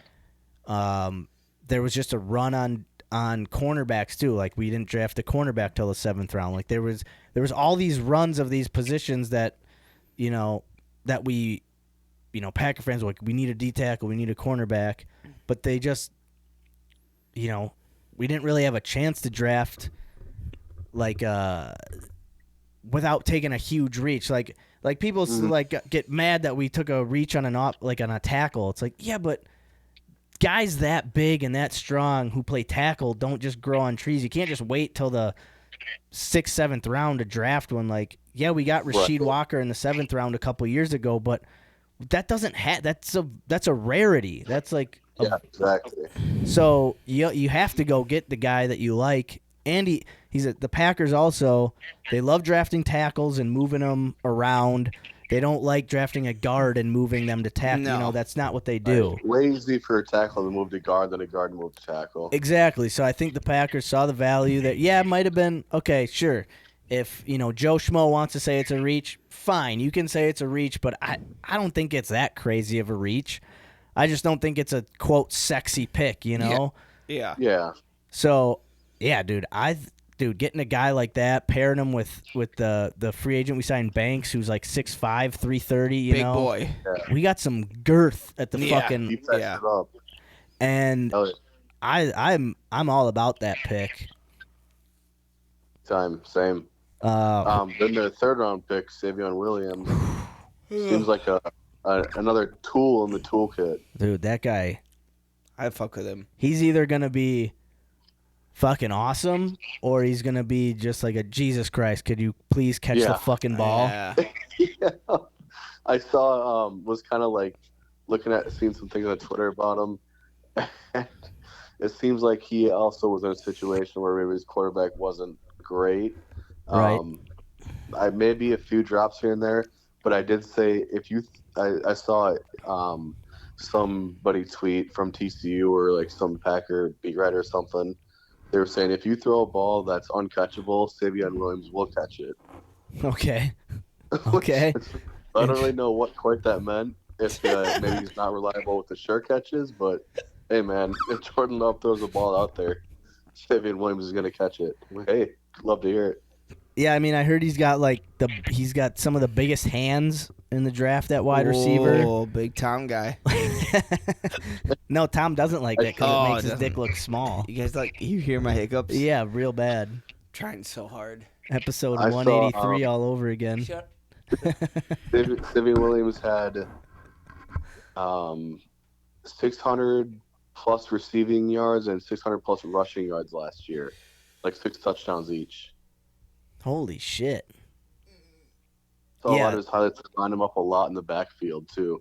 Dude, it's one of those players that's exciting. Like, it's boom or bust. Like, he's either going to be fucking awesome or he's going to be like, well, at least we took a swing on a guy that, like, even if he's bad, you know, like, let's just say the guy doesn't pan out. 3rd round pick. You love it when your 3rd round picks turn out to be great.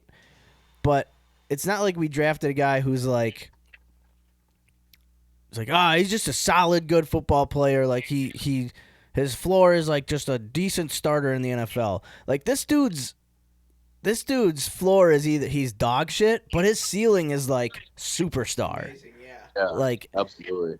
it's basically he's 6'4". I think he was like 6'3" and 7/8 or something like that, right? So the dude's 6'4". 6'8". The dude's just like, Here we are. yeah, there we go. 6'4"? Like, he's like He's like just a shade under 6'4", and then he's like 220 pounds. Like, he's a big fucking guy he's got super long arms and humongous hands. Probably a giant. I mean, he's basically me, little you know. I got dick. these long ass fucking arms. We got a huge wingspan. Imagine if he's that big and he has a tiny cock. Tom's nightmare. You guys ever thought about What? that, Andy? Can't say I have. No. Well, like being the size. Never mind. Let's just talk about guys. Like, just thinking about, like, you, Well, like, you being just the- like thinking about other dudes and No, their not cocks? not other dudes' cocks. No. It's like, how cool would it be being 5'5", 150 pounds, 170 actually, with like a 12-inch cock? It'd be It's like- pretty cool. It's awesome. I it'd be- love it. it'd be- I mean, I don't know. you've done it. Imagine going in. I don't yeah. have to imagine it. That's what I can. I imagine it because when I go into the sauna, I have a little Adderall dick, just the button tip, and it's like, man, hope nobody's looking at me. When you go to the sauna at Crunch, are you naked? No, Oh, I have boxers on Oh, and a okay. towel. okay. I'm not showing my little 2-inch Pete to the rest of these. I was gonna cunts. say you're in Crunch, fucking. They don't deserve to see that. Yeah, Yeah, come on now. They gotta pay you for that. They want to see 2.5. right. They're You can gonna, go to your OnlyFans for they're, that. gonna have Home to, too. they're gonna have to do a little something. Right. They want to see 2. Sit in sauna. But It'll go 1 to 2. so if you see Savion in the fucking sauna at Crunch Fitness, Who's Savion? the wide receiver we're talking about. Oh yeah. Tom will probably be sucking his dick, so I'll just be chilling. Yeah. Yeah. But And then you gotta love the story on the 4th round pick, Baron Sorrell from Texas. yes. That was pretty cool. So I was What happened with another thing. Another podcast I was listening to. It was I think the Pack a Day podcast, and they had that's on a good one. they had on the guy, the Acme Packer writer Justice shit. I can't remember his McCunley? I have no idea. McQuaida or something like yeah. that. And he was saying how Byron Sorrell was a dude that he just missed completely, like in the review process. Oh. He was like, I spent a month evaluating defensive ends, and I just didn't get to Byron Sorrell. And then he was like, when the Packers drafted, I went back and I like scouted him, and he was like, this dude would have been, if I scouted him, probably would have been like a 2nd round pick. I would have, like, he's that good. He said that his height, weight, and then like 40-yard dash, and there was another drill that he did, like 3-cone or something, let's just say. Out of those measurables and the times he did, there is like 6 other NFL defensive ends who have those measurables and those times, and they're like the Daniil Hunter, Trey Hendrickson, and then there's some other like 1st round picks who are like are the only other defensive ends who have those height, weight, and like speed times. Measurables, yeah. Yeah. So it's like, Carl, this was a guy that he went to the draft, was in the green room since day one, was like, well, I'm probably not getting picked first round, but like, you never know. Like, he's expected to get picked like rounds 2, 3. Yeah. And he kind of just stuck around because he was just there for day one and then was there all day 2, expecting to be picked day 2 and just never was. And then he was like that morning of the Saturday, Saturday day 3, he was kind of like contemplating because his whole family was in Green Bay too. He was contemplating just going home, going back home and just watching the draft, from his home with his family. And he ended up deciding to stick around and, just in the green room around Green Bay and stick around for the draft day. And the Packers took him, that first pick, their first pick in the 4th round.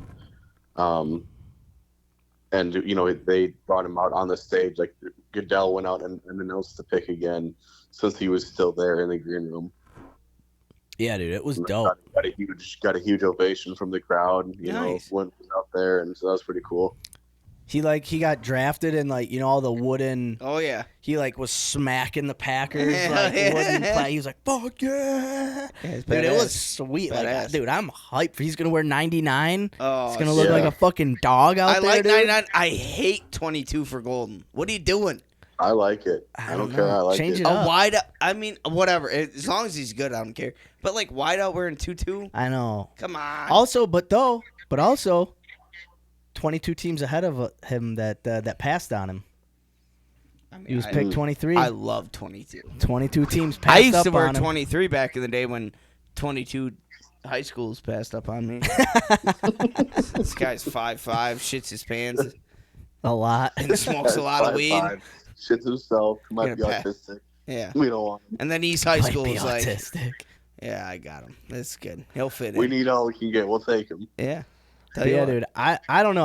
I like the Packers draft. I think just as a Packer fan, there was no player that you're like, holy shit, we got him in this round. Everything was like, fuck yeah. It was just all like, okay, Yeah. sure. Like Good. the only pick was the 2nd round pick, Belton, who you're like, was that a reach? I don't know. I don't really know much about the offensive like lineman other Belton's than like ordering chicken nuggets at McDonald's at midnight. They're either hot and crisp or they're cold and shitty. right. But it's still a great. It's either But- it's a swing. But You're it tastes good either Right. way. Yeah. As long as you Still have sweet great and sour either sauce. way. And Jordan loves sweet and sour sauce. So as Exactly. long as you have the sweet and sour sauce. And Savion Williams is like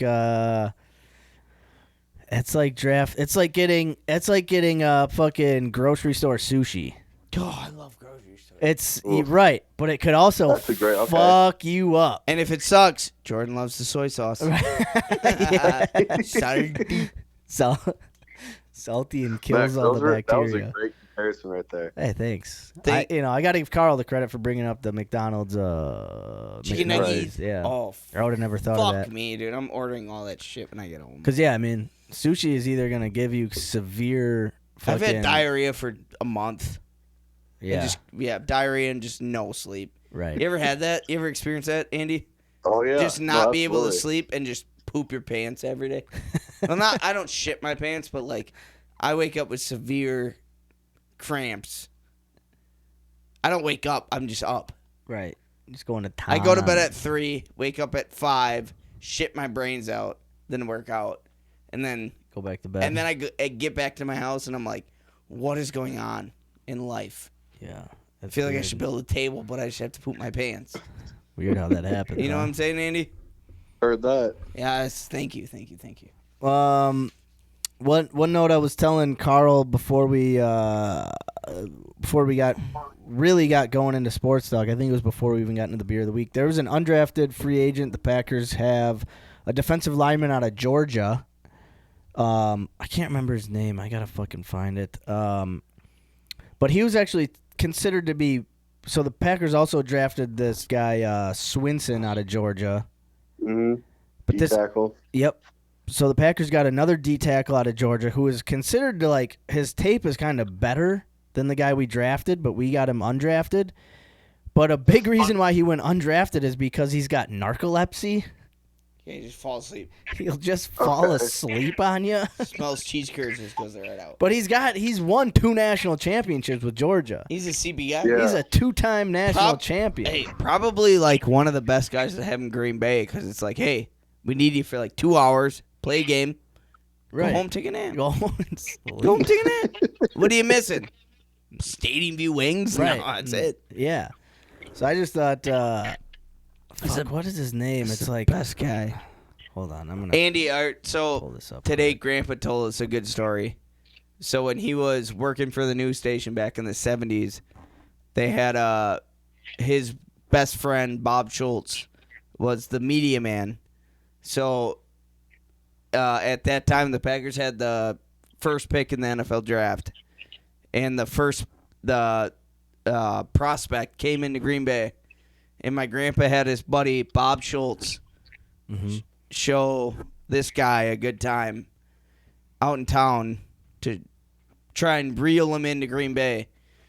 And so his big night on the town, he brought this guy to Kroll's East and got him a burger. At like midnight. That guy ended up playing in the Canadian Football League the next year. Yeah. And then re-entering the draft to not go to Green Bay. Yeah. That's hilarious. He was the 4th pick in the 1980 draft out of Penn State. Yep. He was a big giant defensive tackle. This dude, this sportscaster, sports like news reporter for like the local CBS news station was like, I'll take you out. He's like, I want a night out on the town. And this guy was like, I'll take you for a night out on the town. Takes him to fucking Kroll's East. Not even West. Kroll's East. Takes him the to Kroll's worst East.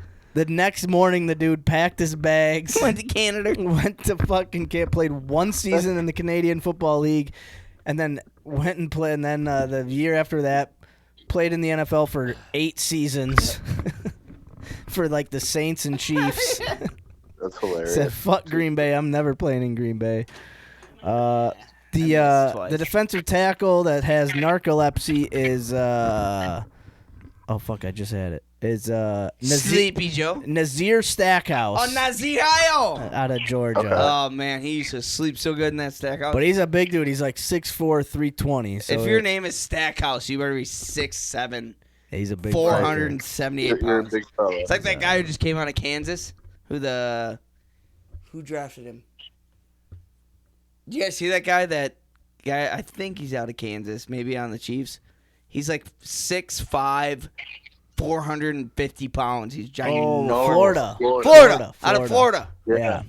Yeah. He went undrafted, right? He didn't get drafted, I No. don't think. I think he got drafted. Andy? I don't know, but actually, I'll tell you what, though. I can tell you in just a second here. Okay. I thought he had gotten drafted, but I thought he was maybe a late round, but I might be wrong here. Yeah, I'm not sure. Florida.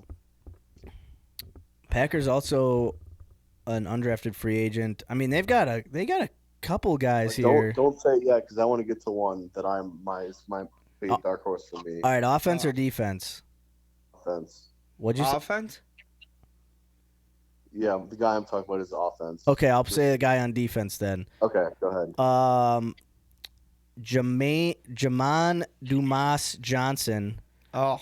linebacker out of Kentucky, played at Georgia for like 3 years, so he's got a national championship. Oh, yes. Transferred to Alright. Kentucky. Why? When he was a freshman at Georgia, he was like an all freshman first SEC. He's a great linebacker. And then I think he got hurt. And then his next year, he was like, okay. There was other guys ahead of him because he got hurt, and then he was making his way back. And he was just like, all right. And then he went to Kentucky. He played okay. He was pretty good. Yeah. But he's like an athletic freak. I mean, seemingly was great, just like got hurt, and then guys jumped ahead of him on the depth chart, and he never got a chance to play. It's like a Green Bay guy. It's a goody guy. It's a goody guy. And considering our linebacker core is a little light. I mean, it's stacked now. Well, we've got Quay, Edrin, I mean, those two are like legit starters. But then who? We drafted that. We just drafted a linebacker out of Oregon. No, we drafted a guy out of Oklahoma State, but he's an edge rusher. He's a rusher. He's a speed rusher. Like maybe he can play like outside linebacker. Okay. But I mean, Nothing everything. in the middle? No, we didn't draft a middle linebacker.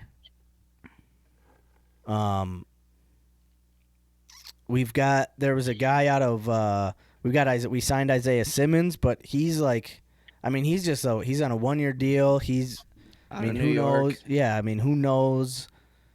Like if he's gonna actually play well. We've got a linebacker out of Wyoming who played 1 year and was like pretty good, and was like a top 10 pick in the CFL draft. That's badass. But he's just on a rookie tryout. He's not even on the roster technically. He's just a tryout player. Okay. We've got McDuffie. McDuffie's like a legit linebacker. McDuffie. But like we're not that super deep at line when you really look at it. Thought we were. So like he's a guy I think that could make this roster as an undrafted free agent for sure. Andy, who's your guy? Yeah, so before we get to that, this guy from Florida. Yeah. They had 2 nose tackles. One did get drafted to the Panthers in like the 5th round, but the big guy that you're talking about, Carl, did not get drafted. He was an undrafted free agent. Went to the Buccaneers this year. Mm-hmm. That's right. 6'6", 460 pounds. Holy 460 pounds? Yeah. Dude, if there's a guy who's 360. But he's quick, dude. He's quick. He's got a good jump. He's got 460 pounds? I think he runs like almost a sub 5. No way. 460 pounds?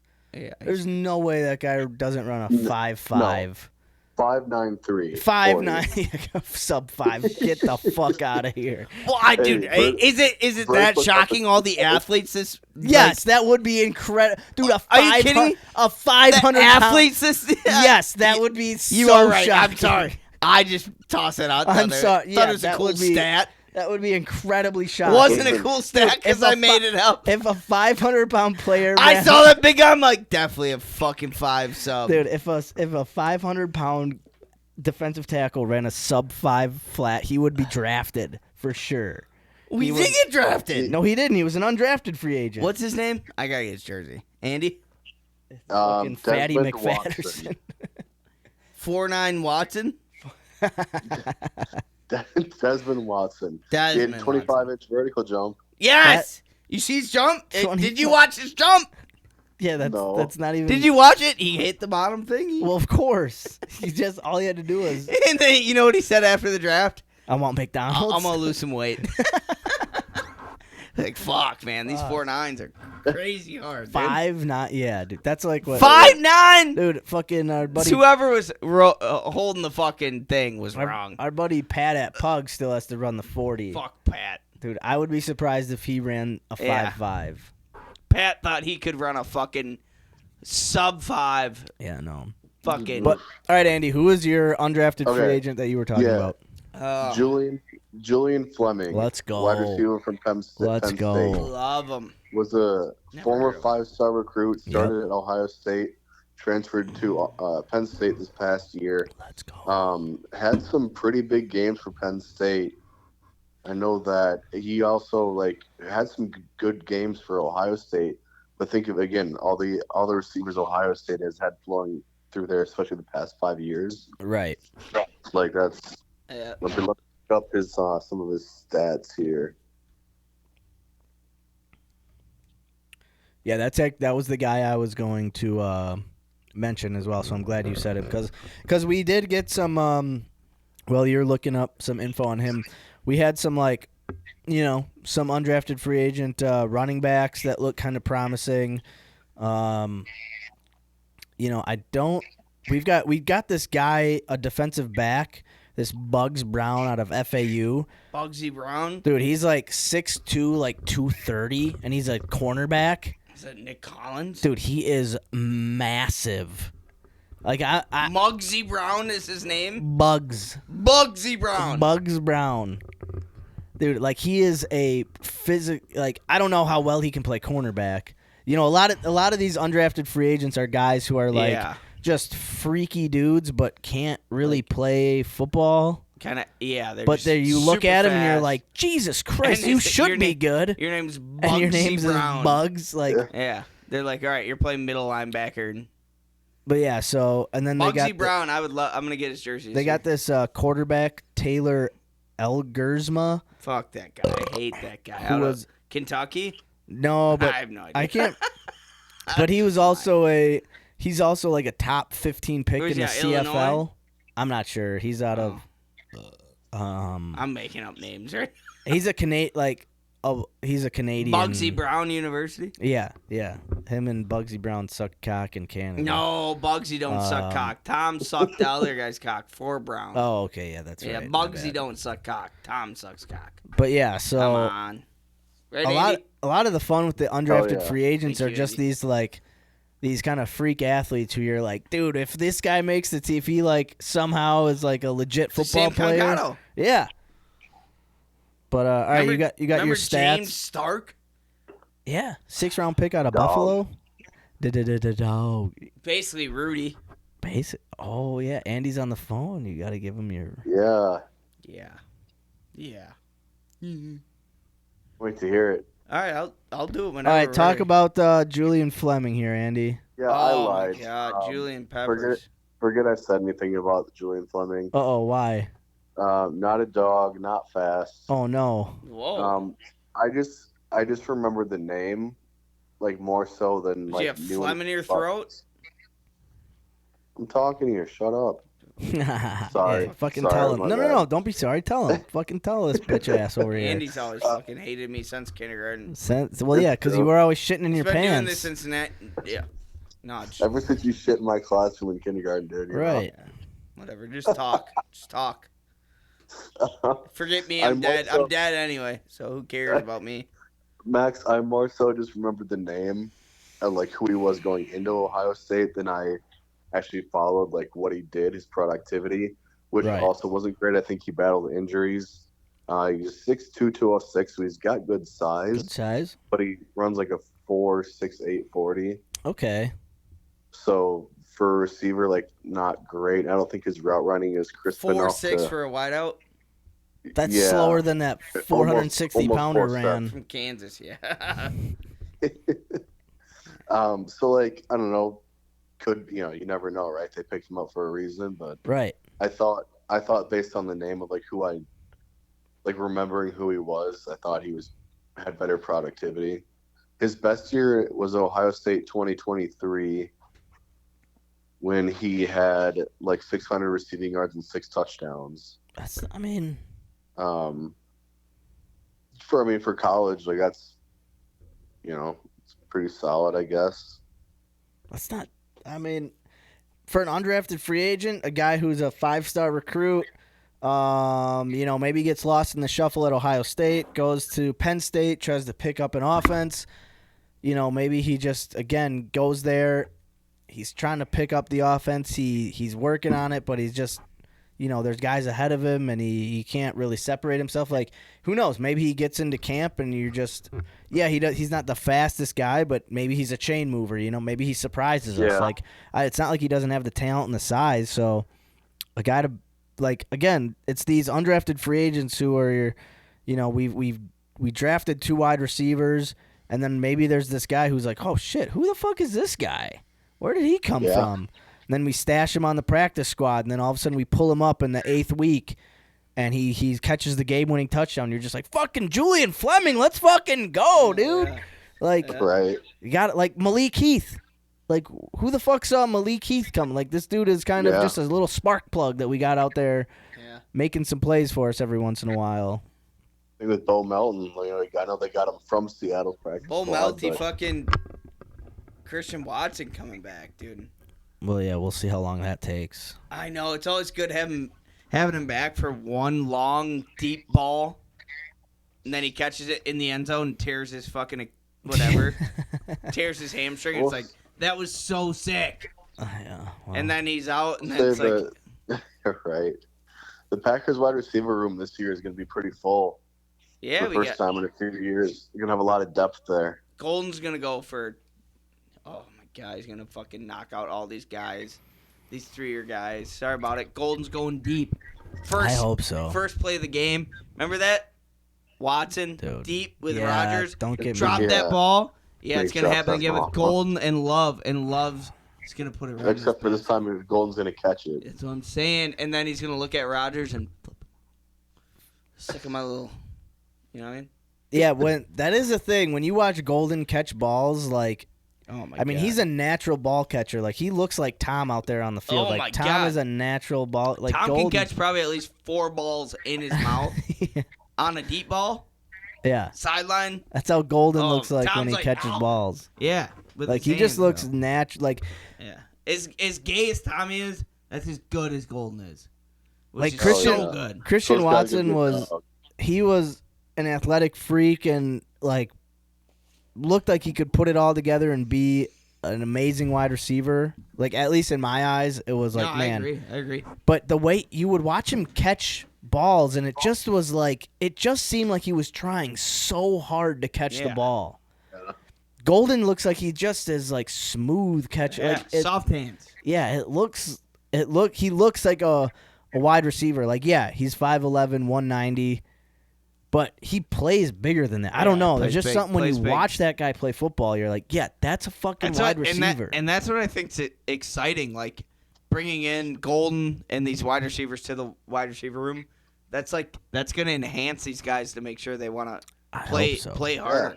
It's like, hey, More they're, competition. and it's not like we're bringing young guys into a vet room. We're bringing young guys into a young room. Right. So these guys are gonna be like, all right, I can't get my spot taken. Yeah. I gotta step up. Hopefully, right? Right. Hopefully, Right. that's kind of how Exactly. they take it. Where it's like, hey, Christian Watson should be number 1. He should be our number 1.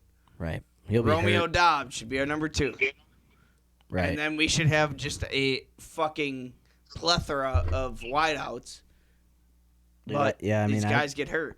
I mean, if Dobbs and fucking Wixie don't step their game up, fucking Golden is gonna be the number 1. I hope. Real I hope fast. so. Just, I mean, that guy plays every single position. He plays slot. He plays outside. He plays every position at wide receiver. I don't think Goody's fucking around right now. He's like, all right, we got to get guys in here. We need. Yeah. I mean, who's our number 1 right now? Fucking As a Dobbs. Dobbs, right? And Yeah. that's not. He's a baller, but it's not that impressive. He got con- he's got Watson should be concussion. our number 1. Right. And he's If he got can stay injury healthy- problems. Dobbs Potential for has Wicks to concussion catch the problems. balls. Wicks can't. Yeah, like Okay. Wicks can't catch the I fucking ball. want you guys to think like this right now. All right, so Watson, going into the season, Watson's healthy, Dobbs healthy. If we can get, But what Watson isn't healthy though. I know he's not healthy. So how? Fuck, never mind. He tore No, it. you're right. God damn it, Max. Yeah. All right. Let me ask you guys this then. Would you like, if healthy enough, keep Jair?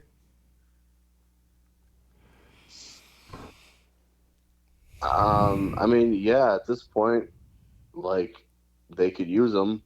Max has got you should see the look on Max's face, Andy. I believe it. Oh Max my is God. probably It looks infuriated like right now. it looks like Tom when he has like 4 12-inch cocks in front of his face. How He's do I like, choose? which one do I suck?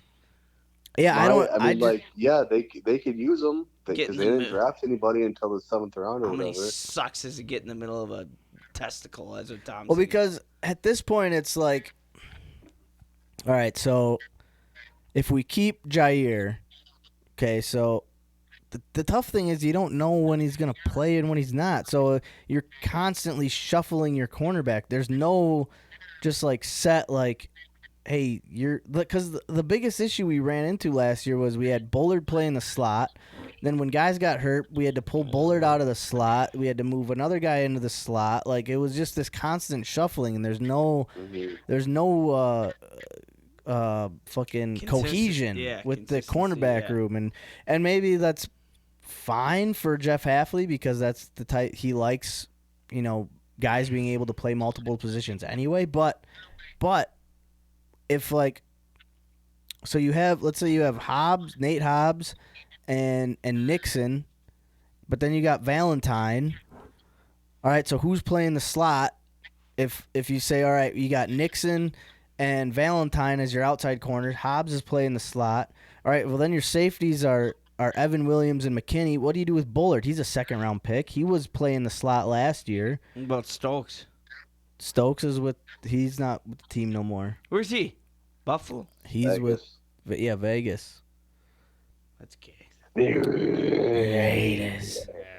But he wasn't that. He was he was okay. Like that was a swing and a miss. I mean, he got hurt, so it's kind of tough. Like Great rookie year. Rookie year was great. Not gonna lie, I thought he was gonna be a fucking legit NFL corner. Yep. Then he got hurt. Who didn't? So like yeah, if we keep Ja, then it's like all right, we got Ja, Valentine, Hobbs, Nixon. Like, where do we go? Like, so yes, I want to keep Ja, but also at the same time, it's like I don't know if we can get a.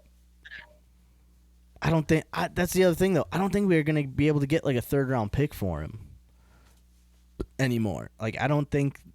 For Ja? No, I don't think so. He's not willing to rework his contract. I don't think. He wants to play for the Pack. I think the Packers want him. I think yeah. I don't think we'd hold on this long if we weren't in conversation with Ja.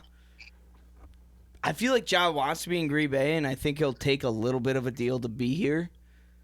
I don't know, man. I don't think because we had all the reports were we had a trade offer that we were willing to do, but Ja wasn't willing to rework his contract for the trade. Okay, like he wants his money, which is fair. That's he signed the contract. He stays with us. He gets his money though. Well, that's right? You're right, but that's what I'm at. That's right. Is he worth $17 million? If he's healthy, he is. If he's healthy, but right, he's never healthy. He hasn't been healthy the past 2.5 years. It's like all year you were saying like Justin Jefferson came, he's sitting out. Yeah, it's like oh okay, like he got. We're paying you more than anybody. You should be on Justin Jefferson, and he'll gladly play against fucking Tim Patrick. Yeah, but Dan Patrick. But yeah, I don't know. What do you want? You want to keep Ja, Andy? What are your thoughts on it? Yeah, Max, I'm kind of there with you. Like, I don't know. I think he'll be with the Packers this year. I just hope he can be healthy because, like, yeah, if he's gonna be healthy enough, even if he plays 13 games, that'd be great. Wow, games, that'd be awesome, right? Like, I think we're all jizzing in our pants. Yeah. Like even if he's, I shit myself for him to play 13 games. 100%. Yeah, that'd be sick. Like I would love to have him in Green Bay. Like obviously he's a dog. Even if he's not like young Jair isn't moving like quite as great. Even like with his instincts and his ball hawk skills, like yeah, he's still gonna be good. He's never not been good with the Packers when he's played, except for like maybe a few games here or there. But yeah, would definitely have him, back for sure. I don't think they trade him at this point. We'll see. I don't think they rework his deal because, like you said, I think he wants his money, which is fair. But I don't think at this point they just cut him either. Who knows? Anything is possible. There's a lot of time left until they have to make that decision. But I don't know. I wonder, like, because again, they didn't pick a cornerback until the 7th round or whatever. Yeah. So I wonder if there's some inside knowledge there, just being like, hey, well, John might be back now, but that could also mean nothing. They might just feel good with the rest of the guys they have. I wonder if, kind of like I said in like text the other day, like I wonder if they feel confident about Kärel King this year. That's true. If they didn't draft anybody until late, like I don't know. We'll see. There was also in between the Packers like picks, within the first couple rounds, there were big runs on cornerbacks that it was like, between their first pick with Golden and their second pick with Belton, there was a run on cornerbacks that by the time it was time to pick in the second round, there's really no one was worth that second round grade. Right. That's Yeah. valued more than Belton. So then, okay, you take Belton, you take the offensive lineman. That's still, a good pick in in an area of build the trenches, and then second round to third round pick, another run on cornerbacks goes, and then you're like, okay, well, we're not gonna reach for a cornerback in the third round. That's probably gonna get picked in the fifth, sixth round because there was such a run on cornerbacks. So we take Savion, and then it's like the defensive tackle and cornerback position were their two positions. They just couldn't find the value at their picks they were picking at, So I totally get, like, when you go back and you look at the draft and you see who was drafted in between all their picks, I get them not like reaching for a player or trying to trade. Like, yeah, maybe you could trade up, I guess, but at the end of the day, what, you want to trade up into the third round and lose out like a fifth and a sixth round pick just to move up in the third? Like, I don't know. I don't think that's. I mean, not worth it. I agree with that. No, absolutely. So it's like, yeah, it's like Packer fans who are like, wow, we need cornerbacks and D-tack. It's like, yeah, we do, but also, like, what do you want them to do? Just like take swings at 6th round corners in the third round? Bitch that about not taking the D-ends and D-tackles and then the first year we actually draft a wide receiver. Right. It's like, come on now.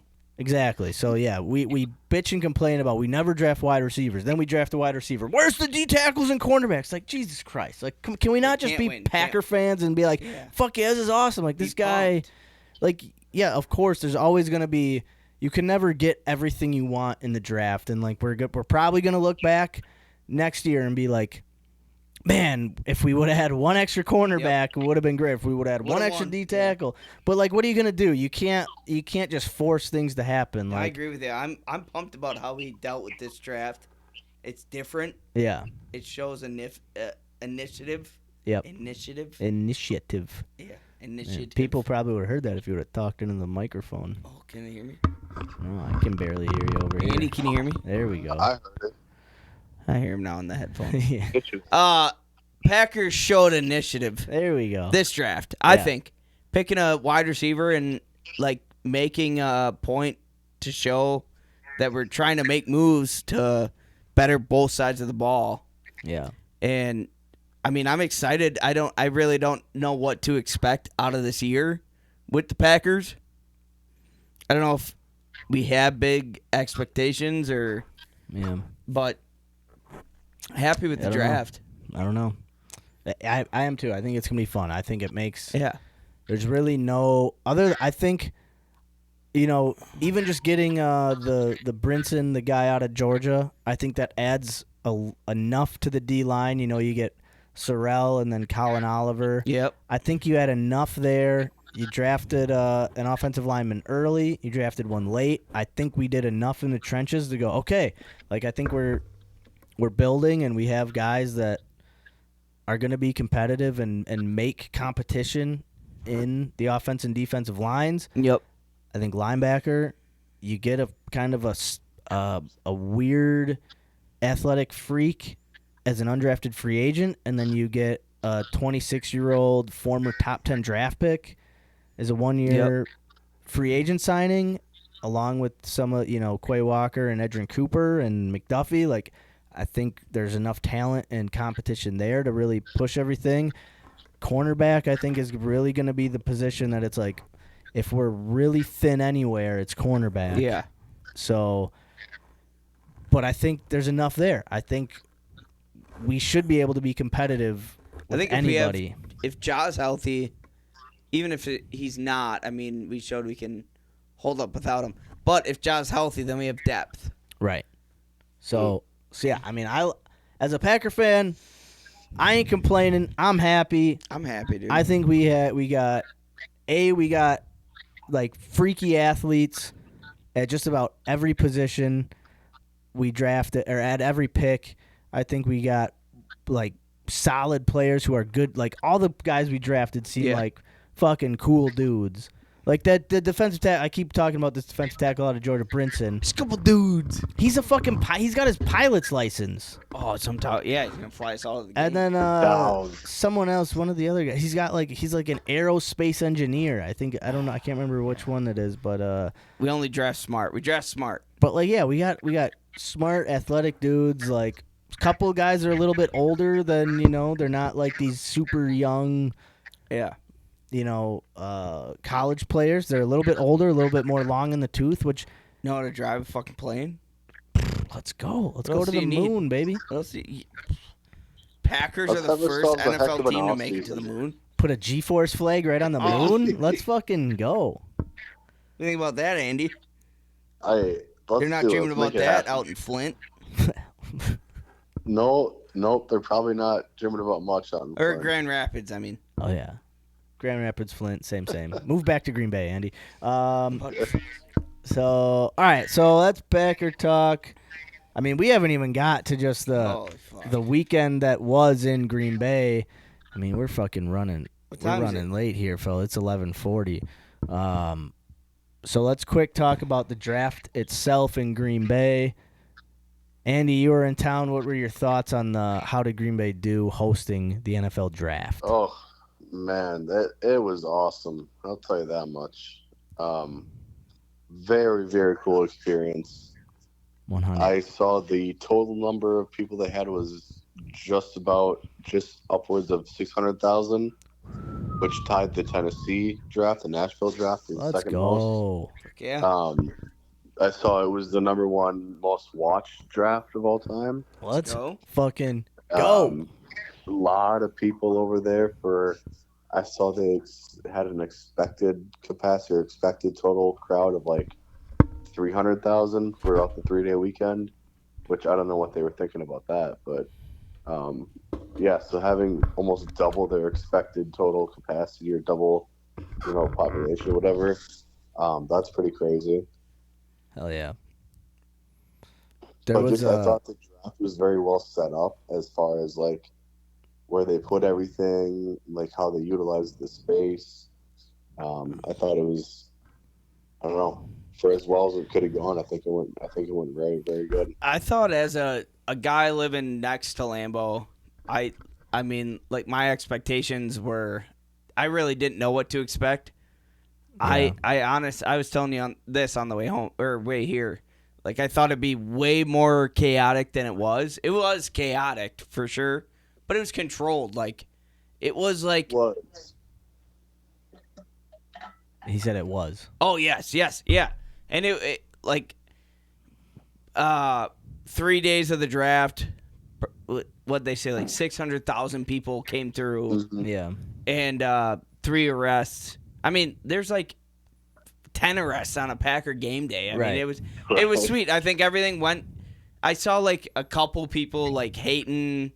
on the Green Bay draft, it was Bears fans who were saying like, there's lines for everything. You can't get a fucking drink. It's everything.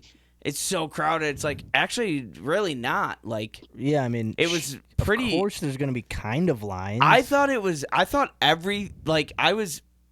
very very impressed with how the draft went in Green Bay with like how it. I mean, very spread out. A big draft.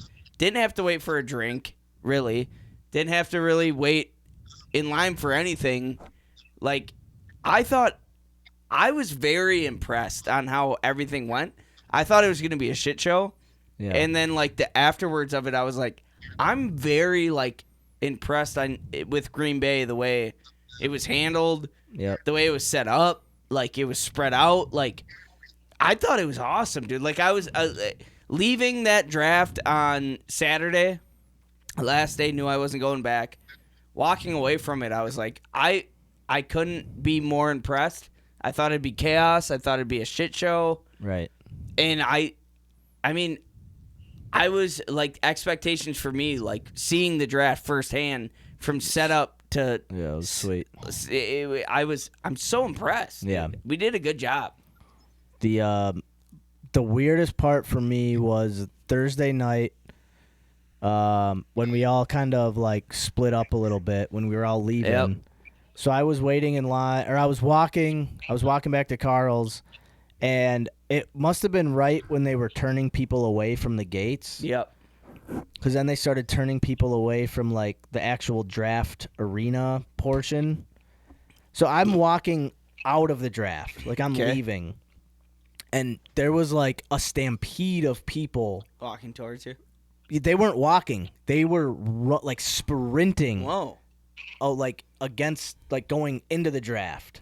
So I didn't know what was going on. Like, there was no announcement. Yeah. And not that there should. I'm not saying, like, this was a negative thing. It was just, like, a weird. Yeah. I didn't know what was going on. There was no, like, the draft arena is closing. Like, if you're not, whatever. There was no, like, returning people. So and I just see people sprinting towards me, like, groups and masses of people. So I was like, what the fuck is going, like, I didn't hear. Yeah. There was no, like, there was no like loud noises or Yeah. people screaming or people being like like freaking out. It was just people sprinting, and I was like, "The fuck is going on right now? Like, what did something happen, or is someone doing some weird shit?" It just turned out people were like, "Oh fuck, we got to get there." They were turning people away. Yeah, too. so people were just like, "Oh fuck, we got to make it to the draft." That was like Thursday night. So yeah, I think Thursday night was the only night we hit like capacity. Yeah, and then like the rest of the weekend, Mac kept telling me like we got to get there early, right, or else we're not gonna be able to get in. I'm like, dude,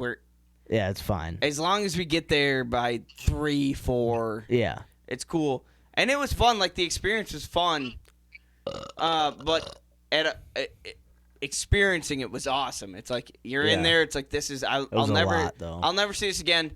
But then living around there, being there all 3 days, like at the end of it was like I can't fucking wait for this shit to be gone. Yeah, for like, to get back to normal a little bit. Yeah.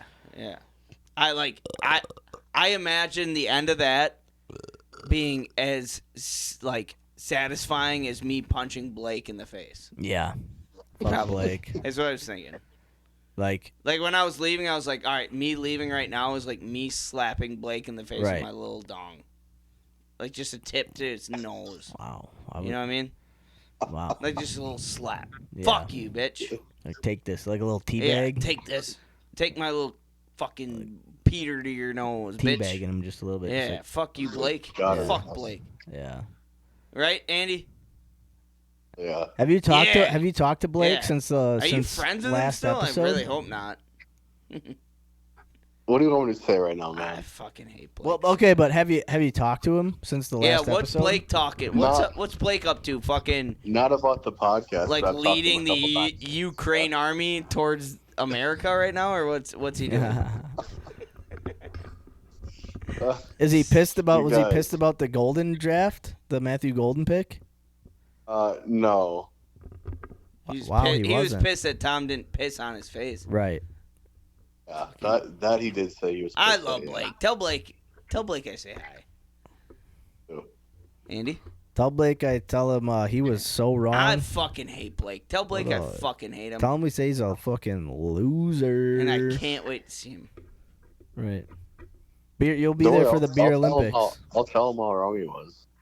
He's such an asshole to me. I thought we'd be buddies. Yeah, I mean, he was just so convinced we weren't going to draft a wide receiver, and then lo and behold, we did. Yeah. Golden eye. Yeah. He's got a golden cock in his butt now. Sorry about it, Blake. Sorry about it, Blakey. Golden butt plug. What do we call him? Blakey? Sweet What a fucking Blakey. douchebag. Balake. I love Blake. He's a good guy. Oh, man. Sweet Blake. All right. So, anything else sports related you guys want to get into before we get out of here? Nah, I want to get high as shit. Andy, you getting high tonight? No, dude, it's almost 1. I'm about to go to bed. Oh, sorry. Oh, yeah, you're an hour ahead of us. Apologize. Shit. Sorry. I didn't know we didn't get high in Grand Rapids. No, just don't Guess when you apologize. take the Just give ferry me- over, you just become a fairy. I just need to hear a little bit about Rudy. I don't know if it's a good Oh, movie yeah, or that's not. true.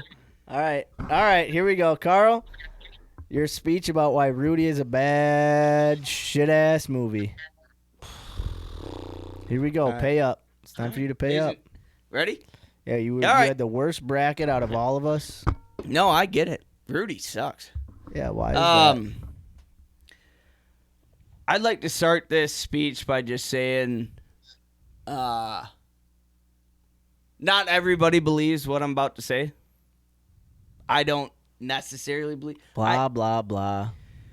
Rudy is the worst movie I've ever watched because some people would say that it's not entirely true.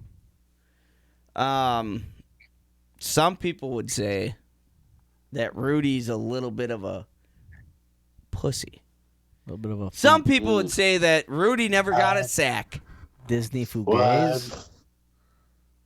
Some people would say that, yeah, Rudy, it was just a Disney fugazi. Wide.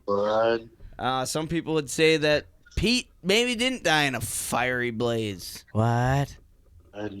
Some people would say that Rudy's brother didn't take his girlfriend and ruin his life and make his girlfriend cheat on him. Some people would say that. What? Some people would say that's probably why it's the worst movie ever. What? It's not real. What? His dad's an asshole. What? His brothers are dicks. What? His older brother dated his girlfriend. What? He went out to fucking... Where's Notre Dame? South Bend. South Bend. What? Didn't get into South Bend. What? Try it again. What? Try it again. What? Try it another time. What? Pete died. What? Fiery blaze. What? And then finally, Andy. You know what sucks most about this story is he got in there. It's probably fake because he didn't probably get in there. We probably had to suck a couple priest cocks just to kind of get in. But I think that's just every. But that doesn't get I recorded. think that's everybody at Notre Dame, yeah. Right. What? So Andy, you want to know what I hate about this movie? Yeah, please tell me. I hate the fact that maybe his sack was fake. I don't know. Maybe I think. What do you mean maybe? I think maybe some people believe that his sack. I'm hearing a lot of maybes and not whys. His sack was so fake, and then his dad was an asshole. Was his family really in the crowd and he pointed to them? Or is that just some... Oh, yes, that's what I hate. That's what I hate about this movie. His family wasn't really there, but his friend. Remember his friend? No, I didn't. I don't really... I'm not a big... I've seen the movie a couple times, but all you need to know, movie sucks. No. Nothing ever happened. Rudy never got a sack. Never got fucking on the team. He just got accepted, and then he was on the fucking practice squad. And so it's almost like... Your mom's cousin was in the movie, and you hate it, and we hate it. So it's almost like Disney heard of this, like, possible story and then sold everyone on the fact that it was a true story to sell the movie. It's like the Lion King if Mufasa was a kitten. Well, like not a lion. A kitten. Yeah. Well, yeah, but it's almost like it's almost like Disney played on humans' emotions and like convinced people it was true just to sell tickets and just to kind of like money. The Blind Side. Yeah, but we're talking about Rudy. Oh yeah, Rudy sucks. Andy, listen, Andy. Rudy sucks. It's almost like they wanted people to think like, does Rudy ever suck? Like, oh. You know why Rudy sucks? Because it sucks so bad. Because Can you talk about the scene that really sucked, where it was like, "Hey, coach, I want Rudy to play for me this week. He can take my." Hey, you know who was one of those actors, Andy, who really sucked? Max's uncle. Yeah. Yeah, he really sucked in that part. Did you know that? No, the acting was fine. Oh no, you just said it sucked. Coach Parsegian went to the Packers, and this other cocksucker came to Notre Dame. Rudy never got a chance. Then he did. But that sack never happened. That's why the movie sucks. Yeah, well. I hate Rudy. Rudy's the worst movie ever. Andy probably likes... loves Rudy. Yeah, no, he loves the movie the boy in the striped pajamas. And he's on the other side, so yeah. Never seen it. Yeah, I'm sure you haven't. It's basically like Hitler's Rudy, so. Yeah, Rudy sucks. Hey, I can't wait to go back and clip this and just save that little clip of you saying Rudy sucks 5 times in a row. and I can just use that. You're whenever I such a want. fucking So, fibber, dude. that was. You're telling me you don't like Root? I Andy, just can't get into it. I hate it too. Sucks. It's a fake story. I mean, it is. Love the None- boy in the none of striped it- pajamas. none of Nothing it more really than happened. nothing better than a fucking gas chamber. Hey, we're not saying that some movies aren't good, and some movies are fakes, and some movies. Why are does Rudy fibs. suck? It sucks so bad. But Sucks right so now, bad. we're not talking about the boy in the striped pajamas. Yeah, we're talking about Rudy. We're talking about Rudy. Talking about how most of it, 90% of it, is probably fake, Who knows? and it's just Were you there? propaganda to make people believe, well, anything's possible. No. Probably not. Did you ever hear how Andy hates the movie Remember the Titans? And he thinks, You can just do anything. you ever hear, Yeah, he doesn't like how the yeah, he hated the he segregation part. He loved the segregation part. Yeah, he hated when the whites and blacks yeah, came together. He hated. Hey, now. He hated when Petey went on defense and played really well. Yeah, he had a name tag that said Coach Coon. He thinks the white guy should still be playing cornerback Yeah. right now for Alabama. They said strong side. He said white side. Close your fist, bud. I hate Rudy. Anyway, yeah, no. But Rudy. hey, we're not talking about Remember Rudy the Titans. sucks. We're talking about Rudy. Hey, Yeah, I game guess maybe it's a respect fibby. Maybe it's a fibby. Maybe they fibbed a little bit.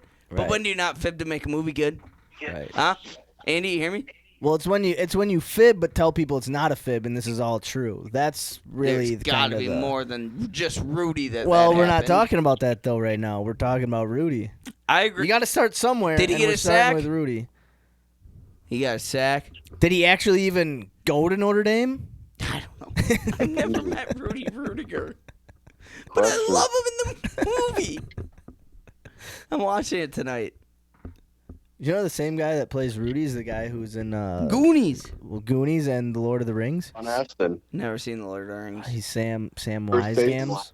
Oh, yeah, Sam Winegams. Yeah, Sam Winegams. yeah. Never seen The Lord of the Man, Rings. dude's That's a been in- gay movie. Dude's been. Yeah, it's pretty gay. At the end, No, they actually, pretty Lord much. of the Rings, I'd like to watch it. At the Do end of they the- fuck Stranger Things. in the butt? It kind of seems like they're about to at one of the because they're so amped Gay? up. Yeah. Oh. Tom would love it. Oh, my God. It's great up until that part when. When they just gangbang each other? Yeah. Damn all the it. little hobbits I just didn't kind know of. Lord of the Rings was gay. It's Which not, is okay. It's cool. yeah, That's like it's- part of our time. But if it was Rudy, it'd make it suck even worse. Andy hates gays. It's like so the OG Brokeback Yeah. Mountain. Andy called me. He's like, "Hey, say Rudy sucks, because Rudy's gay. Because I hate gays." That's what Andy said. That's what Andy said. Andy's on the line. I still. thought you. I heard you No, I don't Oh, hate man. gays. telling I that don't to hate Andy. I gays. thought. No, don't hate I gays. thought I heard Just you like saying to Rudy. Andy. He thinks Rudy's gay, and he's banging that Vince Vaughn Vince Vaughn. character. Yeah, so he thinks they're gay, and then him and Tom were gay, and now Andy's just gay. He just doesn't know what's going on. But it's very disrespectful that you're thinking they're all gay. Right. Andy. Nothing wrong with the gays. We love the gays. But yeah, I no, think fuck Rudy's Rudy. deflecting Movie because sucks. Rudy's such a bad movie that you couldn't get around that fact that it's such a bad movie that you're deflecting right now onto us. All right, Bill Scott. People are talking. People are talking. I've heard them. People are talking. Talking about people. No, yeah, Rudy sucks, dude. I hate It's Rudy. pretty good Booker. That's a pretty good movie report. Well, thanks, appreciate that, bud. That was Rudy really good. sucks. Rudy sucks. Rudy sucks. Rudy sucks. You good? You good? I'm good. No, that was good enough for me. That's what the best I was gonna get out of you. So I miss yeah. Andy. You know, All right. my friends who watch the show always ask me. They're like, "Why do you and Andy hate each other?" I'm like, me and Andy are best buddies. They really think you guys hate each other? Yeah, everybody thinks me and you got beef, Andy. What? That's funny. You're my best You buddy. guys literally disagree on one thing, and that's I know, just Rudy. Rudy. That's it. That's the only thing. Right? And when the playoffs start. I thought the and Bucks the were in the playoffs. playoffs, or the Brewers were in the playoffs. Then I Already? found out we got a couple months. Yeah, you thought The Brewers are gonna make the playoffs the day I get my breathalyzer out. We got a It's a couple, 2-3 possibility. months August yet for that. 22nd. It's a Put it on your possibility. calendar. Whoever wants to black out and drive with me around. August 22nd, bitch. I'm just kidding. But seriously, let's Hell do yeah. For real. it. Andy will be in town that weekend. All right, do we got anything else? Nothing sports related. CP. Oh, that's about it for me. I I'm gotta go gonna- home and smoke some weed. Yeah. But all right, Andy. Some dope. We will we'll talk to you next week. I believe we have a true crime we do have some lady coming on. We're not going to do it live with her, so we're going to pre-record it and then Okay. I think we're going to go live after it. So we'll probably be calling you next week, but there's a chance If you want to be a part of it, we might get together Wednesday. Well, we will get together Wednesday, plan everything, try and figure out all mechanics. And if you want to be a part of it, Andy, we'll give you a holler and let you know what's going on. Yeah, Yeah, just let me know. I'm still trying to figure out how the Zoom thing What works. even and it might just be recording me it and with Max Zoom, so. drinking heavily while somebody talks about murder. Yeah. And then at the end of it, we're both going to go, Rudy sucks. Rudy sucks so bad. And everybody really got murdered. Yeah, that murder is cool. Do you but know never heard Rudy's of a true murder. crime movie? Fucking gay. Well, you didn't mention He Tom. got murdered. You didn't mention Tom sucking dick once in Yeah. this story. What's going Hate on? that shit. So yeah, Yeah. Andy, Hell tune yeah. in. Yeah. All right. We'll probably give you a call next week. Hell yeah, sounds good. Just let me know. All right, man. All right, bye, fucker. Peace. And the See you, fellas. sailors say hey. God bless. Gobble. God bless. Gobble. All right. So, quick before we get out of here. All right. We got to quick talk about this true crime thing. This won't be long No. because basically we got to figure out. I got to figure out how Zoom works with recording on this so we can see. So like I want to be able to put it up so we can see her face up there. She can see us. And it's like a Yeah. you know? Yeah. And I think we can be able to do that. I think I just have to set up another webcam up there. But yeah, Wednesday I'm probably gonna try to set up some like Zoom links. I still am trying to figure out how Zoom works because I don't know. I've never been. We could see if I can get like a Zoom on the iPad at my house and see if we can connect. Yeah, that's what I was looking at recently. Like I was looking at today, trying to figure that out. So, but yeah, so I'm gonna keep working on that, and that's pretty much it. I don't think we have to come with like questions, or we don't have to. I mean, it's kind of it's like I don't. We just have to have fun listening to a story. So she's gonna tell us a story, She's gonna tell us a story and then we're gonna about, talk, and we're gonna talk. Yeah. and then we could like share like how they got into podcasting, how they got into their thing, yeah, how they found us. and that I don't even know if she'll know that in terms of how, because it was like a third party that linked us together. So I don't know if she'll have any info on that. Okay. But it's not. We're not gonna go. It's not gonna be a live recording Yeah. because I want to make sure that she knows, like, hey, if like we say anything dumb, like it'll be edited out. We can cut it. We can cut it. Yeah. So I don't want her to be like, oh shit, this is, because I don't think they do theirs live. Like they don't do their podcast live. So I just want it to be like, we're gonna record. I don't think it'll be any longer than an hour and a half. I have no idea. It could be a short Who knows? murder story. Yeah, I want you to send me their link so I can listen a little bit just to them. Yeah. Listen to like one Yeah. And then I mean, if it's just me and you sitting here listening to their story, we're pretty good at commentating. Like, all right, after the story, we'll have some talks, and then I think we could have a good conversation with them too. Oh yeah. I think it's cool for the fact that we get to. I mean, obviously, like murder mystery is like huge on fucking Yep. every podcast, but being able to just communicate with a podcast different that's podcasts, across the country. People who reached out to us who were interested, that's awesome.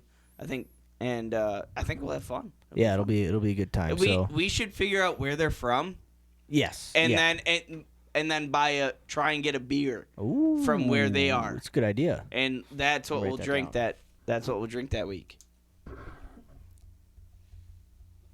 So that's a great idea. Find out where they're out of and get a beer from their home state. And then we can let them know, like, hey, we saw you guys are from fucking. Yeah. I don't know why I thought they're out of New York. I think I said that on a podcast a couple weeks ago. Yeah. That might be completely wrong. I think maybe they either, or I could be right. I'm either way off or I'm dead on. It's either I saw a podcast where the murder mystery was out of New York and I just assumed. If they're from New York, I could text Jesse's fiance or wife or girlfriend, whatever. She's from New York, born and raised. And I could be like, hey, what's a cool brewery to try out? Yeah, the hardest thing is just if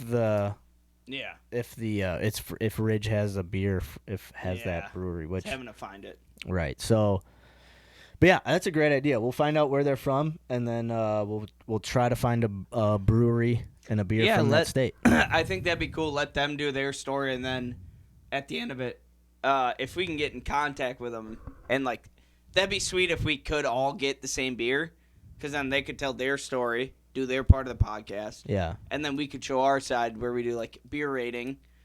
Yeah. And like do beer rating with them. Try and like hope. And but if we can't, and then we'll talk to them and see what we can do. Because I think it's just gonna be the one person. I think it's just gonna be the lady. Okay. The woman. Miss Lady. And they might be sober. I have no idea. Okay. I don't know. I'll send her a fucking squirt. Yeah. Make her squirt. What? Yeah. Ayo! Sorry about it.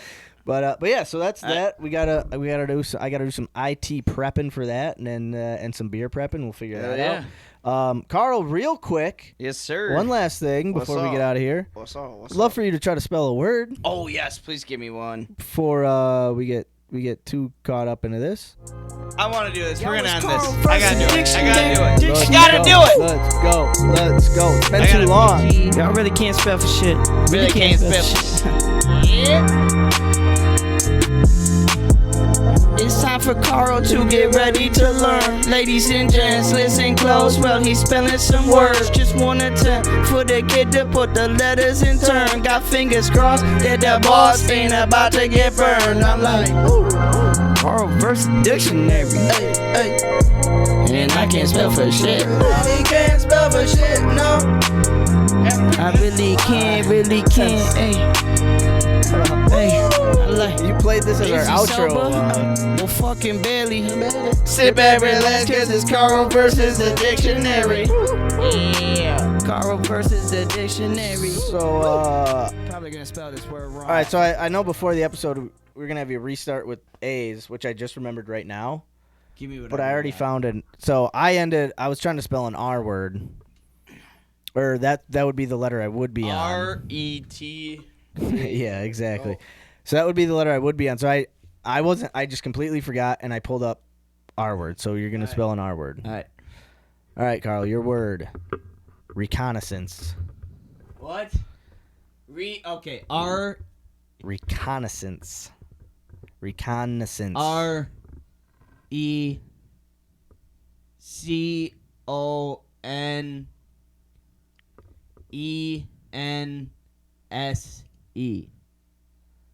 Reconnaissance. That doesn't seem right. Am I close? I'll give you another. I'll give you a retry. One more. All right. Recon. All right. R-E-C-O-N. Recon. Reconnaissance. Reconnaissance. R-E-C-O-N. Reconnaissance. No, reconnaissance. All right. R-E-C. Recon. O-N. Reconnaissance. Nense. Fuck! Nope. Fuck! Is it close at all? I mean, you got the first Where's the sense? RECON. So you got that part. Recon. N. You got that part right. The second time. AISSANCE. Fuck. Reconnaissance. What the fuck does it even mean? Like recon? Like, but come back! That's my definition. Come back! Come back, recon! That's all I got, Max. It's all I got, dude. Stop listening to me. Come on! Reconnaissance! That's all I got. What does it mean? Is that not what it means? Oh, come back! Reconnaissance! Reconnaissance! The act of scouting, Oh, fuck. especially to gain information. Oh, it's before you reconnaissance. Yeah, so it's like you go. Pre-reconnaissance. Why didn't you say pre-reconnaissance? It's not because it's not pre-reconnaissance. Because that would be wrong. They're recon. We have to sense it. I gotta pee, dude. Recon, we have to sense damn. it. Reconnaissance it. Alright, before I pee, I'm gonna stay here. Yeah, I mean, I think that pretty Yeah. much, unless you want to get into monthly challenge talk, It's but 12 before. our challenge talk is the podcast next week, the Yes, collab yes, with yes. the True Crime podcast. That'll kind of once we wrap that up, we'll come back and we'll talk about we want to make a little bar set up in here, Yep. but we got to get through. Because after that, my shoulder should be starting. Yeah. I should be getting out of this thing soon. So yeah, so that's coming. The bar setup for the stew is coming, but we really want to make sure we don't lose sight of just trying to make sure we do this collab podcast Weekly challenge. decently Prepare well. For this. Yeah. Yeah. So we got some things to work on with that, and we're gonna work on that for our challenge. So yeah, we can't wait to do it. It's gonna be with Slaycation, the true crime podcast that talks about a true crime murder that happens while people are on vacation. So that's coming next week. It'll be pre-recorded. So if you're listening on Twitch, you will not see it. Yeah. You won't on you won't YouTube. hear it. So listen to it. It'll be strictly on YouTube, Spotify, and the podcast platforms. Another collaboration. Yeah. Which is sweet. Which is awesome. We've done it's our third collab. Yeah. Second. Yeah, third. Third. Kinda. Third. Yeah, man. Whole Scoundrel yeah. episode 186. We got something nice coming soon. Yeah, man. With Slaycation. Hopefully, during the Slaycation podcast, Carl will talk into the microphone. Can you not hear me? Not really. You got to talk. You got to Get talk. one of... Can you hear me? There we go. I gotta get one of those mics that catch. Just fucking. Can you hear that? Yeah, we got to get another new mic. Episode 186, Whole Scoundrel. There we go. Hope you guys love it so much. Yeah, it sounds good. Staycation's coming. Quit moving it. Staycation's coming. Carl, what up? Carl, what up? Max, what up? Max, what up? Let's hear it. Let's go. Thank you for tuning in. I know your time is valuable. There's thousands of other podcasts that you could have settled for, but now you're just vibing with two goofy dudes from Wisconsin who like to discuss their problems and figure out ways to solve them. Challenge their listeners to get up out of their comfort zone. Try some shit they ain't done before. This is Hold Us Accountable. Yeah, this is Hold Us Accountable. This is Hold Us Accountable. This is Hold Us Accountable. Hold us accountable.